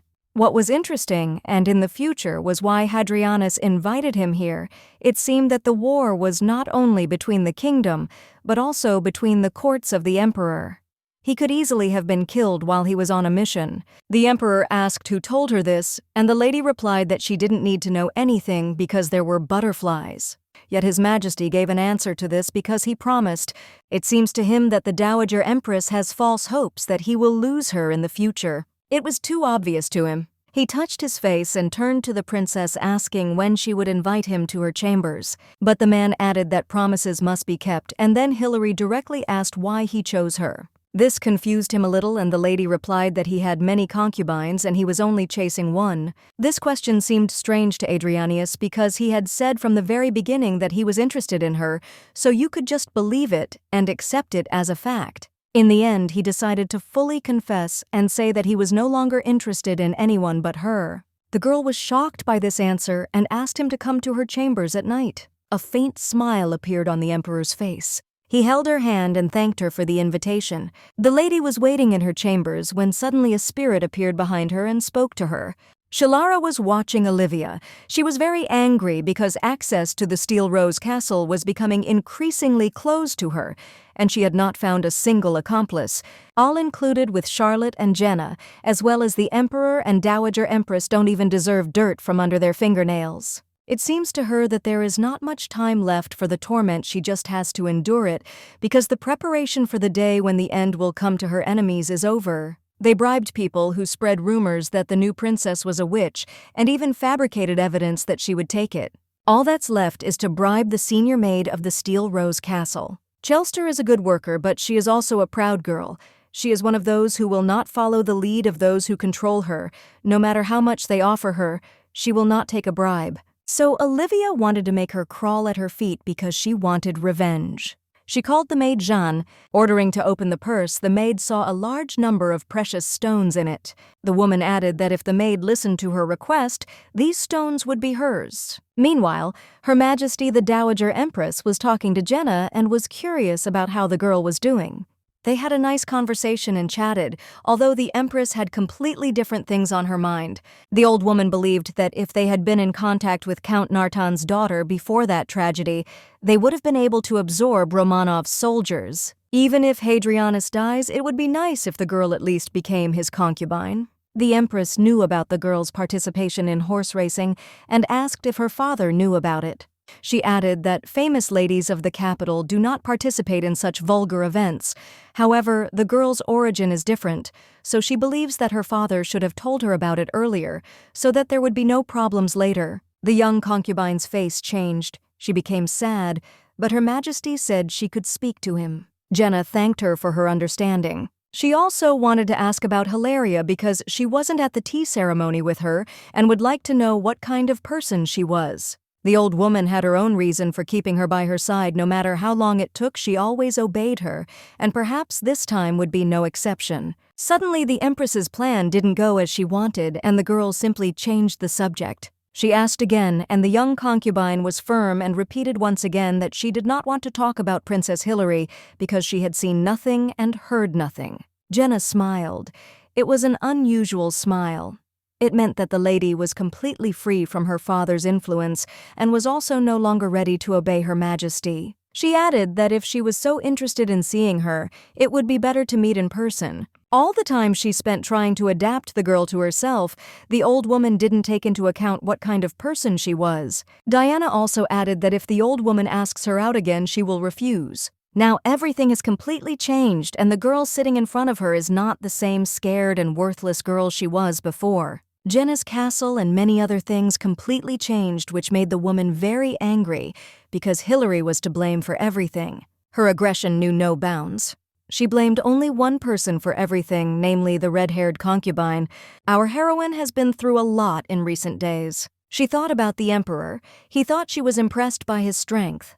Of course, he was stronger than her, and maybe that's why the butterflies served him, even though he usually didn't show his strength. She saw something in the cup. Suddenly, she couldn't drink from it anymore because maybe it was poisoned. But this shouldn't happen because ordinary poison and alcohol won't take her because she's a witch. But that evening when she drank the Emperor's wine, she became very drunk. Suddenly, she realized that the butterflies were disappearing out of fear of Hadrian's migration. Only because of this did Hilara fall before the mighty power of alcohol. Remembering that day, she plunged into the past when she slept on her brother's arm, using him as a pillow. The emperor laughed at this fact, saying that their family simply had wonderful relationships unlike his. That night, Hilary looked at Adrianius as if she wanted to eat him. That lady said that wasn't true, and she was looking at his hand because she just wanted to lie on it. Looking back on her behavior, she couldn't believe how stupid she had been that night. And I can't even understand when the emperor became so friendly and listened to her drunken requests. Bibi is almost finished preparing her documents. She asked the Hilary butterflies to give her their power. The girl began to glow golden, and with it various documents she had turned out to glow. The woman's joy knew no bounds. She wanted to bring the finished document to Hilary so that she would be happy. So I sent a letter to Merlin. The proton from the emperor's lawyer has been passed. Kalara, meanwhile, finally found the question and understood what all these emotional swings were for. The emperor even broke out in a sweat from what he heard. The princess said that even her arrival in this room was a game. It seemed to him that the conversation was starting to be interesting. Hilaria said that at first it seemed to her that the answer lay on the surface because she was 22 years old and young and beautiful in the prime of her life. Her appearance greatly attracted His Majesty, and she was also cute. Most likely, all of the man's manipulations showed his dissatisfaction or even sexual desire. She was completely confident in her words. As she approached him closer, she took a dominant position. The girl put the emperor on a chair and burned his tie. And finally, the princess offers him what Adrianius so desired, to spend the night together. They start kissing passionately, and everything seems to be going according to plan. Andrianov wanted to stop for a moment, but the girl didn't let him. She said she didn't allow herself to be addressed like that. Due to severe stress and great emotions, the guy's lips began to tighten, and the girl asked him to loosen them. Hilara said that until now the guy had treated her as he wanted and played with her feelings. Now it was her turn. As soon as she started to take off his shirt, the emperor firmly pushed the girl away, taking her by the shoulder. Of course he didn't mind, but something still didn't sit right with him. Hilaria said that everything was fine and that he should give in to his desire. His Majesty felt an incredible feeling. His body was about to explode. The princess said that they would enjoy this night as if it were their last hearing. This scared the boy, and he suddenly refused. He was very nervous and leaning against the girl. His heart felt like it was about to jump out of his chest. The emperor was so in love with the girl that he simply lost consciousness from her. Hilara recalled his words that he would not love her if she was against it. Adrianius's love is dangerous because he skillfully uses and throws people away and can do the same to our heroine, so the girl vows to be careful with him, who in the end allowed her to love him. They embraced Hilaria, the only one who treated him this way, and Adrianius, the only one she allowed to love her. They decided to turn off the light, so the emperor asked again if the girl was really ready for this. He was afraid that she might not be able to handle him. He will never let go of what he was able to gain through such strong sacrifices. His Majesty was already heading for the door, and Hilaria reminded him that he should turn her around a bit, pointing to his lips. She paid him off, and now it was his turn. The hand was pointing at the wound on his lip that he had made. He came back and asked what the lady wanted. Hilary only needed one interesting thing. Rather, after the fall of the Principality of Gennesaret, the history of Winfried was erased after the sudden death of Hadrian, who left no successor. Malin remarried to a distant descendant of the imperial family. In fact, in reality, Elin was practically able to take the throne of the empress. But then she went mad after the death of Hadrianus and the empire collapsed. Melin herself died. Winfried invaded the protons on Earth. Of witches, because despite the fact that she was rejected by society, she could not leave the country. This was the last of Winfried. Before our heroine saw the future, she sincerely believed that Millen loved Adrianius, but she really wanted someone else. It was not the emperor and not a place near him.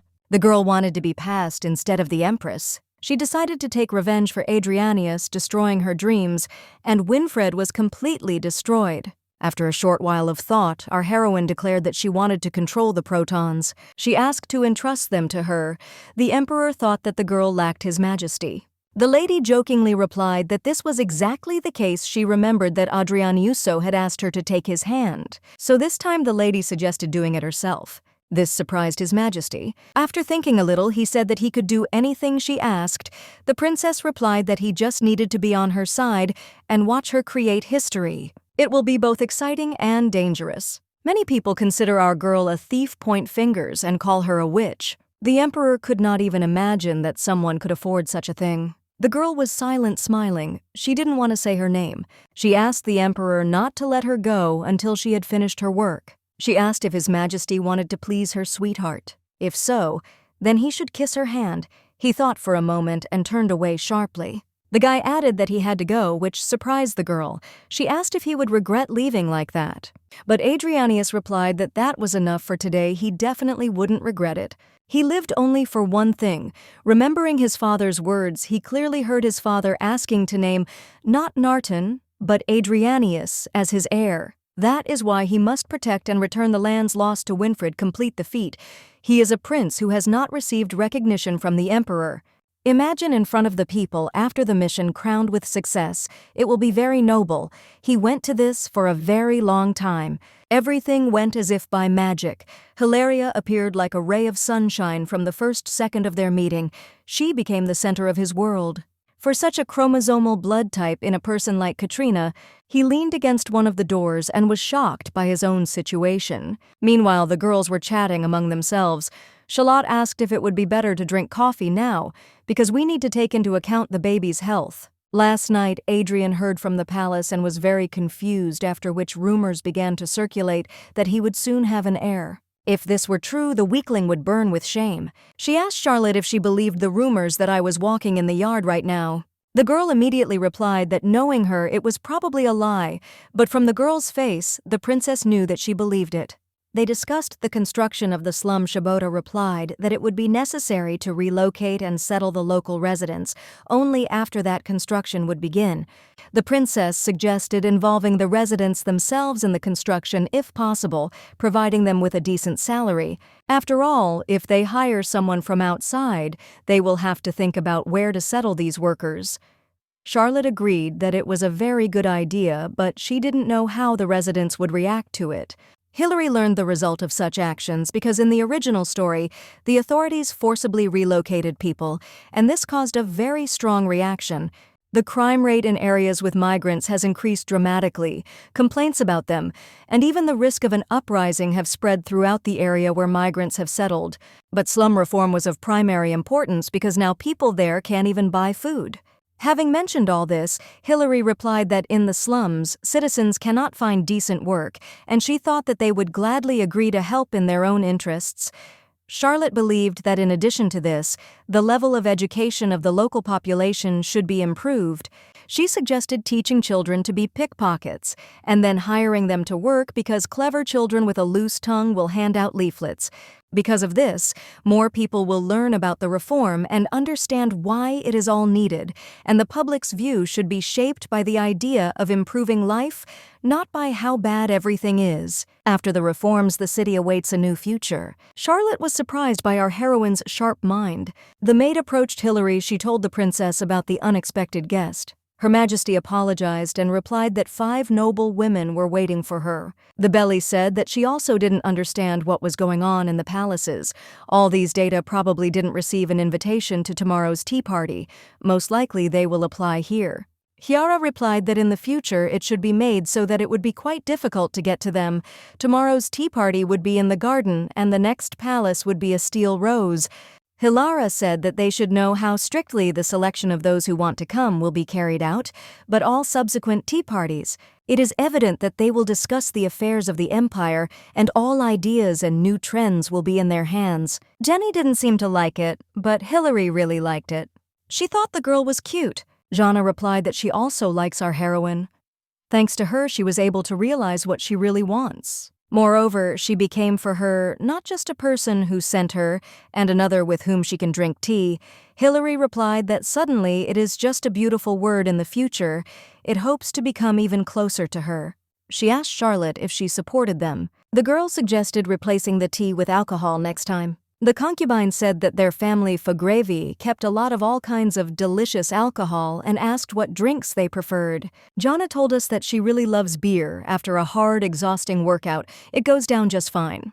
Hilary replied that they preferred whiskey, and her parents tried to keep it away from her for over a year. Our heroine added that as girls know, alcohol quickly relaxes her. Suddenly our heroine had a baby. She asked what they were doing here without her, and that was interesting. Charlotte asked if it was the young lady Genesis. She wanted to be invited to the party too because she and Hillary have been friends for a long time and think she is trustworthy. Hearing this, Charlotte got very nervous and said that of course it was possible. Jana also replied that she would be happy. BB was very happy about this and started thanking the girls. Would be held at the designated place tonight. After reading it, Hillary smiled. As it turned out, you need to ask permission from the Emperor in advance, because she has the right to invite people, but it is not in my power to allow them to stay here, which means if it is still necessary, Charlotte can afford it. Still, it doesn't matter for the Begonia Palace because no one can forbid it to stay there. Hillary, I don't know, I didn't know if they should do that. The princess is already a local celebrity. In any case, she decided to think about it, but a little later. Charlotte was surprised because Hilaria spoke so easily for her friend's high status. From Lady Proyton, stating that if she had anything interesting to meet tonight, she should vacate the residence and wait. It had his father's seal and the mark of the imperial family, so there was no reason to doubt it. It was done just perfectly. The girl didn't know who could have done it. Hilara wanted to get permission to enter, but did not think that Adrianius would go with her. The princess asked why he was looking at her like that.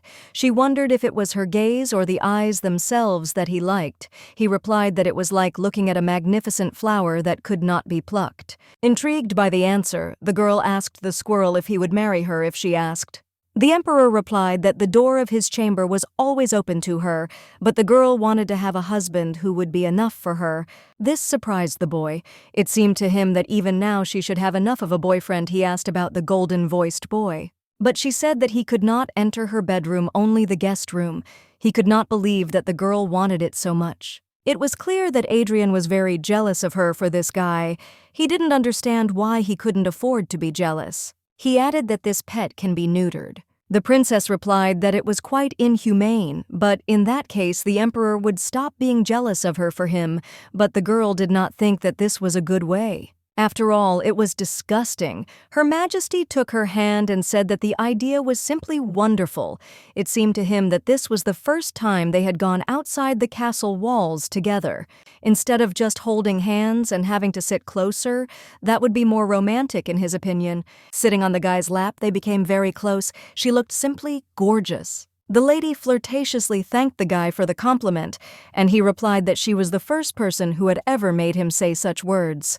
After these words, the princess kissed him on the cheek. It seemed to her that she had sat down in the wrong place, but in a minute, the emperor began to kiss her on the lips. She didn't model sitting on the emperor and touching different places. She asked if she was sitting down. She wanted him to kiss her because she now felt like a bad girl. No matter how attractive she was, he would still keep his promise. He would not touch her without permission. It was sad to hear this, but in a moment, he asked to be stroked again.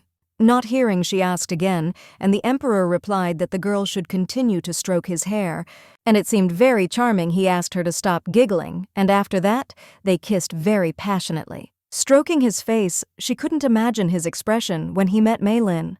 She didn't know if he would fall in love with her at first sight. In any case, tonight, all the time that seemed like a fairy tale to her will end, and the carriage will, one might say, turn into a pumpkin. Finally, they arrived at the place. Suddenly, the blonde heard something.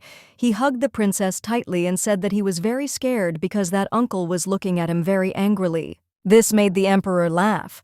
He considered Ilya a little bastard, and he sentenced him to die immediately. The emperor took him by the shoulder, but he said that he would protect the princess to the last. His Majesty wanted to beat the boy up, but asked him not to fight because he was no longer a boy to do such a thing. She suggested that instead of fighting, it would be better to go inside. The girl met them and added that she had been waiting for them for a long time. She found the letter very amusing. She recognized Princess Hilaria and Masha. The heroine was also happy to greet her. Mylan added that she was honored to meet Tula, who is the subject of so many rumors in response. Our girl said that she was also glad to meet someone whose life is shrouded in mystery. I was very shocked, namely the emperor's words that he would wait for her outside. This made her wonder what would have happened if she hadn't become his concubine. Suddenly the emperor truly loved Mylan, and now she doesn't understand who he will choose. In Guinevere, our heroine's mother was interested in how her daughter was doing. She added that if he and Oswald do something, they should also be ready. But everything was as Hilary said. Most of the Zacharians were helped by Oswald. Hearing this, the girl made a tactic that they needed to strengthen border defenses. The whole family wanted to get in touch with Hilary. They added that they would do a great job with their tasks, but Mom heard them and said she would think about it. Meanwhile, our heroine's conversation with the princess dragged on for a long time. The girl agreed and told her to be careful and wished her a safe journey home. This meant that they would see each other again. After this meeting, the girl and His Majesty were walking. He noticed that she looked tired. He added that he could help and take her to the carriage. Ilyusha got involved in their conversation. He said that he could also cope with the hostess and help her, but His Majesty was very angry, so he almost got into a fight with the guy. Our heroine asked the little rascal to get into the carriage right away. The Emperor could have forgotten to just take him away. He smiled at the girl who was on his side. This was the first time His Majesty had seen Princess Milan in person. The princess asked. The Emperor replied that this was exactly the case. Hilary asked if he liked her. The guy didn't answer anything. A blush appeared on his cheeks. She couldn't believe he had really fallen in love. But suddenly he said that he didn't really look at her. He didn't even remember her face. It seemed strange to her because they were looking at each other. The guy laughed because the girl was jealous of him for her. This made him laugh. Although it wasn't a reason for a joke for our heroine, she asked him not to joke like that. She asked him to be more serious and be honest. The guy replied that he didn't look at Merlin at all. This did not match the thought in our heroine's head. She wanted to know the truth, but the Emperor does not notice anyone except Hilary because with her beauty she overshadows everyone. Adrianius asked if she wanted him to start replacing other women. Well, no matter how hard he tries, his gaze remains fixed only on her. He doesn't need anyone else but her. He asked why she was asking this and knew that he didn't need anyone else. The girl stood there silent, not knowing what to say. Still, she knew he would answer like that. Even though his words were so sweet, she wished this moment would last forever. Time went on, and now the day of the grand tea party that had been planned for a long time had come. Everyone present gasped at Hilary's beauty. They couldn't believe how beautiful she was. She resembled a gentle swan. They were shocked what kind of fashion designer had created this wonderful dress. Charlotte asked how you were erased. She invented this luxurious dress for her mistress, which means that her preparations for the opening of her boutique are going well. It turned out to be true. They had been planning this ever since Hilary got to the palace. The maid was looking forward to opening her boutique. Charlotte assured that noble ladies would line up for such beautiful clothes. Bibi said that Charlotte could let her know if she wanted that outfit, because they would make it for her out of the queue. Jenny was also delighted. She would also like such a luxurious dress for herself. Bibi turned to Hilaria. She asked when the Dowager Empress would arrive. She also wondered where Olivia was because she was still missing, and they were the main characters of the event. Our heroine didn't know this. Most likely it was planned that way. They are trying to do everything to screw her like a little animal. So the two most anticipated guests arrived for tea. The princess was happy to welcome the Dowager Empress. She regretted that they had not been able to meet earlier because she was often ill. I told your majesty that I understand everything, but it sounds quite strange because she grew up in quite cold regions. Olivia clicked because she was afraid that the girl would find out about the search for information about her. She thought this place was too bad. It was not suitable for the Dowager Empress, but this was not surprising because the preparations for the tea party were being carried out by a native of Guinevere. Lydia replied that Charlotte recommended this place everything prepared, here especially prepared by a pastry boutique, Alice. The princess also added that this brand of cakes is preferred by all aristocrats, and maybe Alice just can't understand it. It's just like you say, people's tastes are very strange. Surprised by this answer, she didn't know what to say to her. Unexpectedly, she added that she had simply made a mistake, because lately there have been rumors that harmony reigns between the princess and the emperor. Talara fell for such manipulation. She simply replied that if such rumors reached her, then she would not argue about it. The senior Empress Dowager added that she was very worried because Hadrianus still had the wind in his head, and as a mother she prepared a gift to express her gratitude. It looked like a baby rattle and was a gift for her grandson. The Empress believed that the Emperor's beloved duty was to produce an heir. She had heard that girls from Guinevere were weak and had difficulty giving birth. Her Majesty smiled because she knew that this was the girl's weak point. She asked us if she would have such problems. Our heroine replied that everything would be fine because her mother had 3 children, including her. She added that most likely someone is just spreading false rumors about her, and having a child is not very easy.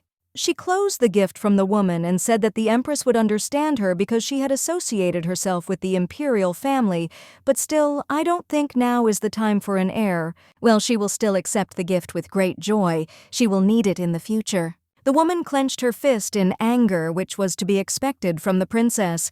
Still, she agreed and hoped that Hilary would take advantage of it. Olivia was shocked by our heroine's response. Her face radiated anger and hatred towards Hilary. Suddenly, Philarette asked Olivia why she was standing because her place was in another part. Olivia and Her Majesty the Empress have yet to find common ground.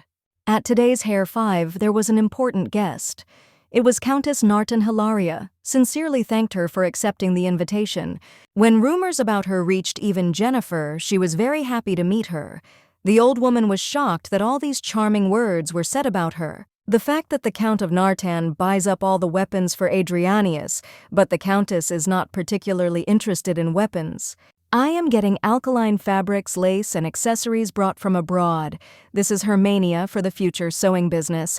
These are the most important and indispensable things. This is the booty our heroine will have. Hilara turned and asked if she could be a little as erudite and educated as the lady invited here.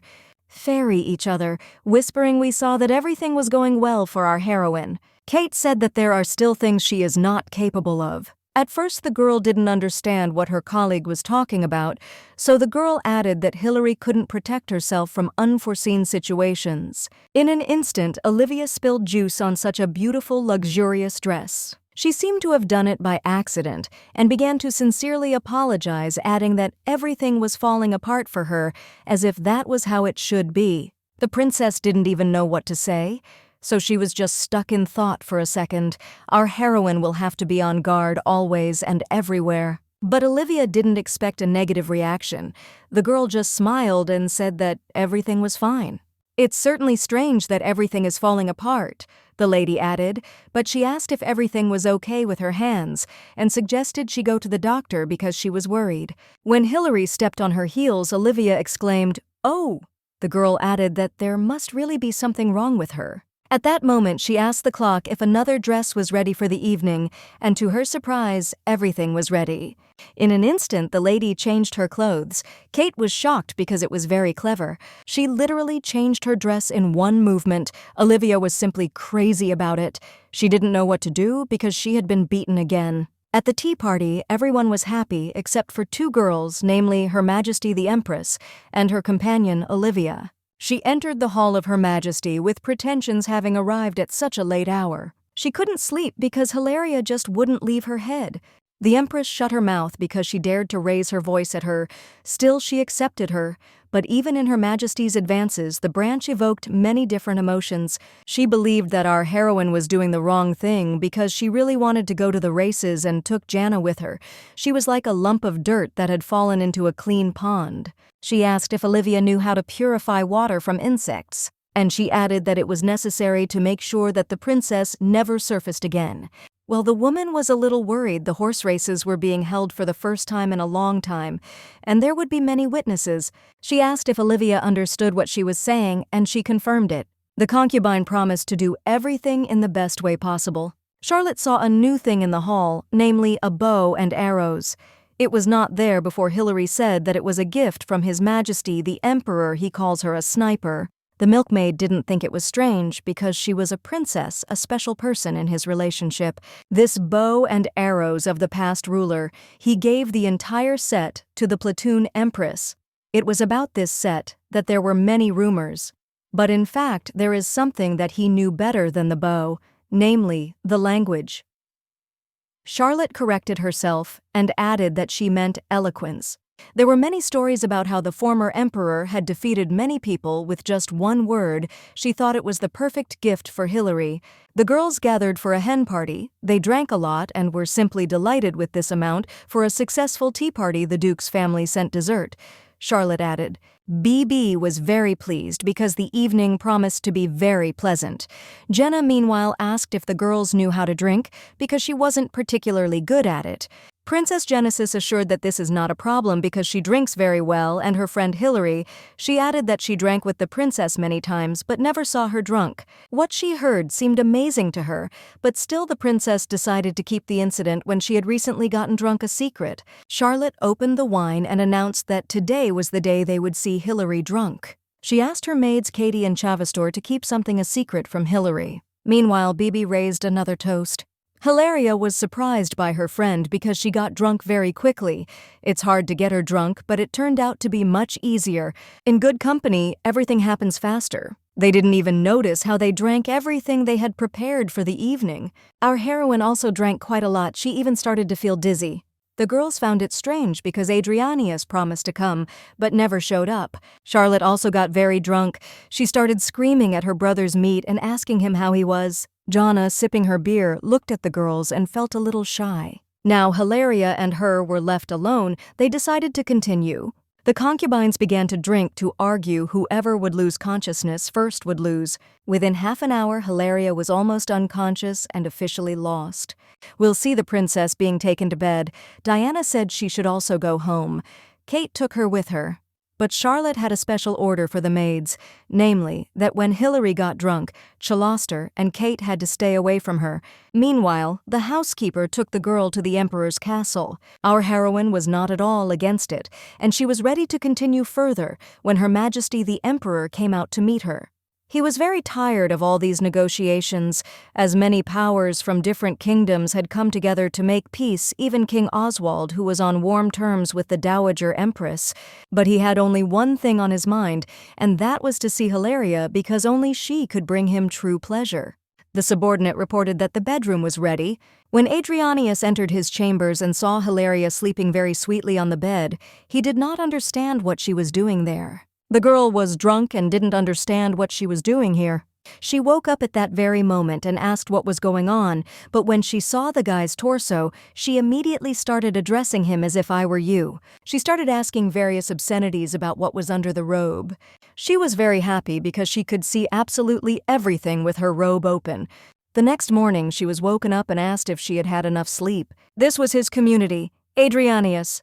The girl was scared today, understood why he was here. She didn't change how she turned out here. She behaved well last night. The emperor was very pleased. He had a very pleasant experience, all thanks to the princess.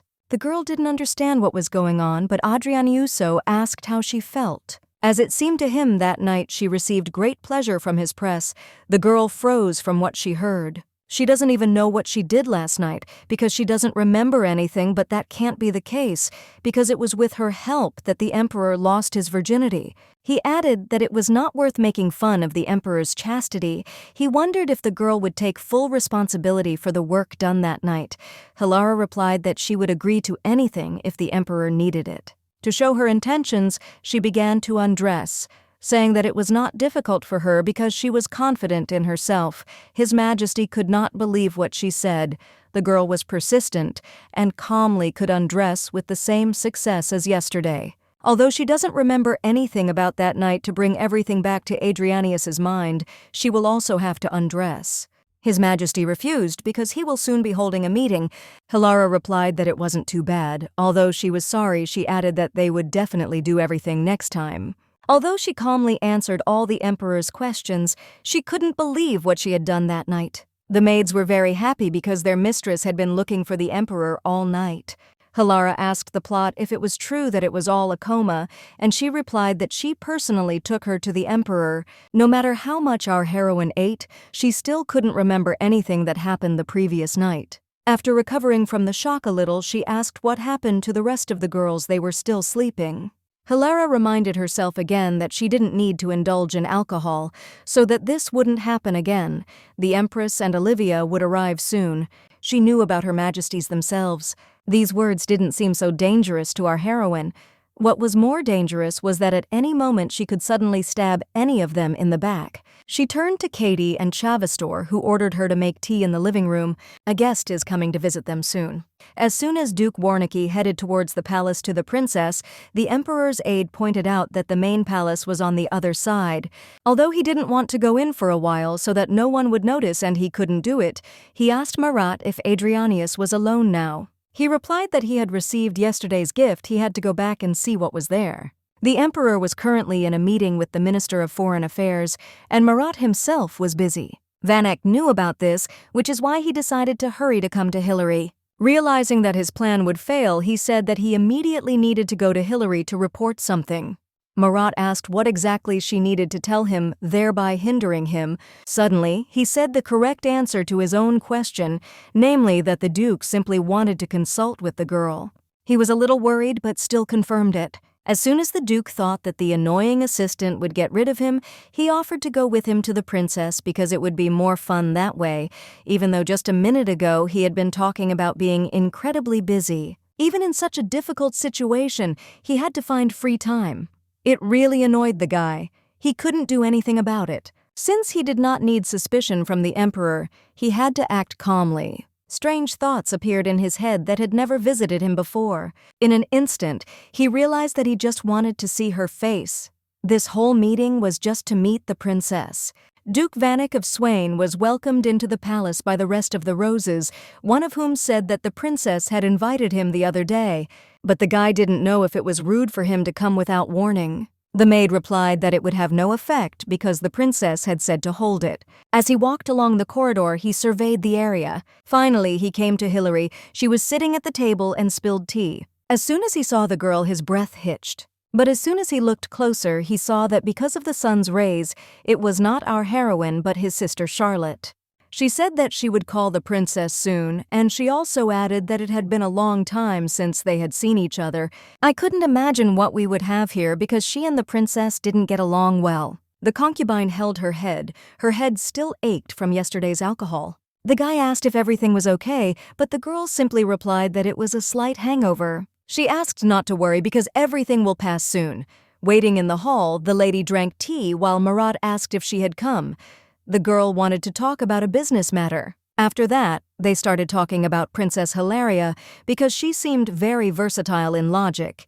Even before that, Marat told everyone that the emperor personally chose every gift for her. The assistant got so carried away talking about his personality that he got bored. Vanek asked him to stop doing it. But the boy couldn't stop himself. He added that he had never seen the emperor so excited and that he had been going crazy lately. Hearing this disappointed Charlotte a little, but she understood that it would be so. Rumors spread quickly throughout the palace. Everyone already knew that the three ladies and the count's daughter had gathered in the palace of the Steel Rose. They did not know why this happened. Marat added that Hilaria came drunk to the bedroom of his eternity. Vanek was as shocked by this news as his sister. He would have been pleased if the couple had become closer. But our heroine entered the hall, apologized for this, and asked briefly if the guests were waiting for her. The princess was happy to welcome Nico to her palaces. She was waiting for him. He replied that he had most of what they had agreed upon. She asked if the schedule for a month ahead was approved, and he agreed. But she didn't like it because the schedule would be changed in at least 2 weeks. The guy didn't know why the girls were so confident and was very excited, but it was part of her plan. She decided to do this because she thought Vanek would not mind. She asked if they would keep it a secret. The guy just kept quiet. Suddenly Marat spoke. He said that he would help her at any moment as soon as she needed his help. He asked not to be shy and to contact him at any time. Changing the subject, the princess offered Charlotte a snack. Our heroine nodded to her friend. The concubine agreed, saying that she would come after seeing off her older brother. On the way back, she asked if Swain was busy.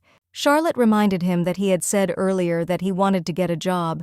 She wasn't very talkative and decided to speak directly, grabbing him by the collar. Holding it like that, she was about to read a serious speech to her brother. The Duke began to listen carefully to his sister's words. She told him in a commanding tone not to approach Hillary because if he continued to stare at her like that, bad consequences would be inevitable. What he heard shocked the boy.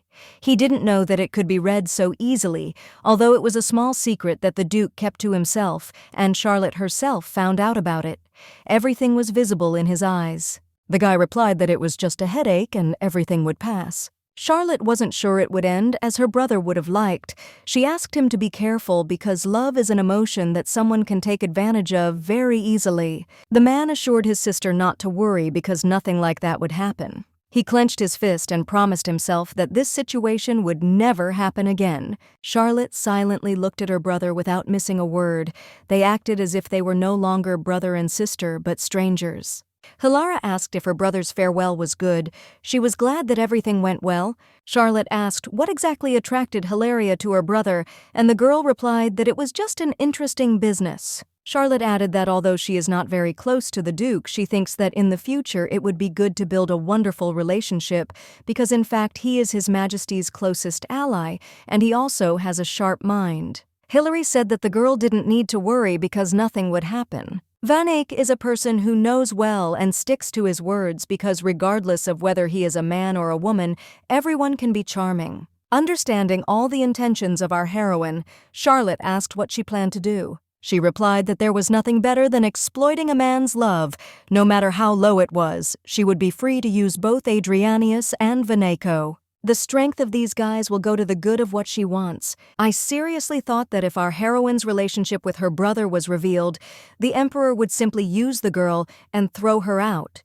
But it so happened that now Hilaria is using two guys at once. Hilary replied that there was nothing to be afraid of. She added that men change their minds very often, just like the man who betrayed the Emperor. Meanwhile, he thought about his sister's words. He didn't understand why our heroine posed such a danger. The Emperor turned to the Duke and said that he looked bad. He sincerely wondered if the young man had eaten something wrong today. In response, he simply answered ambiguously, adding that most likely the man is right. The Emperor heard everything the girl said. Namely, she will exploit the love of both Adrianius and Vaneco for her own purposes. This disappointed the man a little. He couldn't believe that the Emperor and the Duke were the same card for her. However, he still gave her permission. When His Majesty was no longer occupied with politics or other important affairs of state, he thought only of his rival Vanica and his beloved Hilary. His Highness the Prince arrived at the castle. He is the half-brother of Adrianius and the natural son of the Dowager Empress. She told him her story. Although he was not yet crowned for her, he was still a prince, and in the future, emperor. Currently, His Majesty is lying in a hospital bed, and his mind is dying, which is why it is necessary to take his place. The first principal turned away from them and fled to Bernhard, Duke of Clarinet, and many nobles supported him as the future emperor. As soon as His Majesty passes away, the new emperor should not be Hadrian, but a step-prince. It was the empress who conveyed this thought to her son, and after some time he made himself felt. Still that day, the emperor announced to his own stepsons that Hadrian would be in power because he had never trusted Nathan with anything. That day the empress was shocked by what she heard. She didn't know what to do. It was unclear why Nathan was pretending to be emperor. And after so much time, he finally returned to his family. He was met by Olivia's father. He was glad that now the empress would be at peace. The beloved son returned with the greatest gift for his mother. At the time when Hadrian abdicated as emperor, the widow argued for her rightness and also for Nathan to still be given the right to be a prince. The man said that his niece was also in the mansion. He asked if the prince would mind if she joined them. Meanwhile, Hilary the butterfly could see everything perfectly. The guy didn't mind. Sitting on a soft sofa, Ilya was caressing his feet. Now our heroine also received information that Prince Nathan had returned. In the future, she saw he was a man torn between the emperor and the empress, ultimately being executed for betraying the emperor and selling the country to Oswald. I was curious what choice the guy would make now. Ilya noticed that Hilaria was very worried and asked everything in order. The lady replied that it was just his imagination after all, because nothing was bothering her. The princess said that she was only excited because she had not yet hit the target, but she was in the process of being detained. The subordinate asked if she needed to look for a victim nearby. Suddenly she asked what the weakness of men was. She wondered what she should do when he did not give in to temptation. Ilya did not know the answer to this question because he was weak only before Empress Hilary. He behaved so sweetly that the princess began to feel like his mother. She asked Kate to Chiloster, but she wasn't surprised at all. The empress personally sent her on an errand. At least that's what she thought.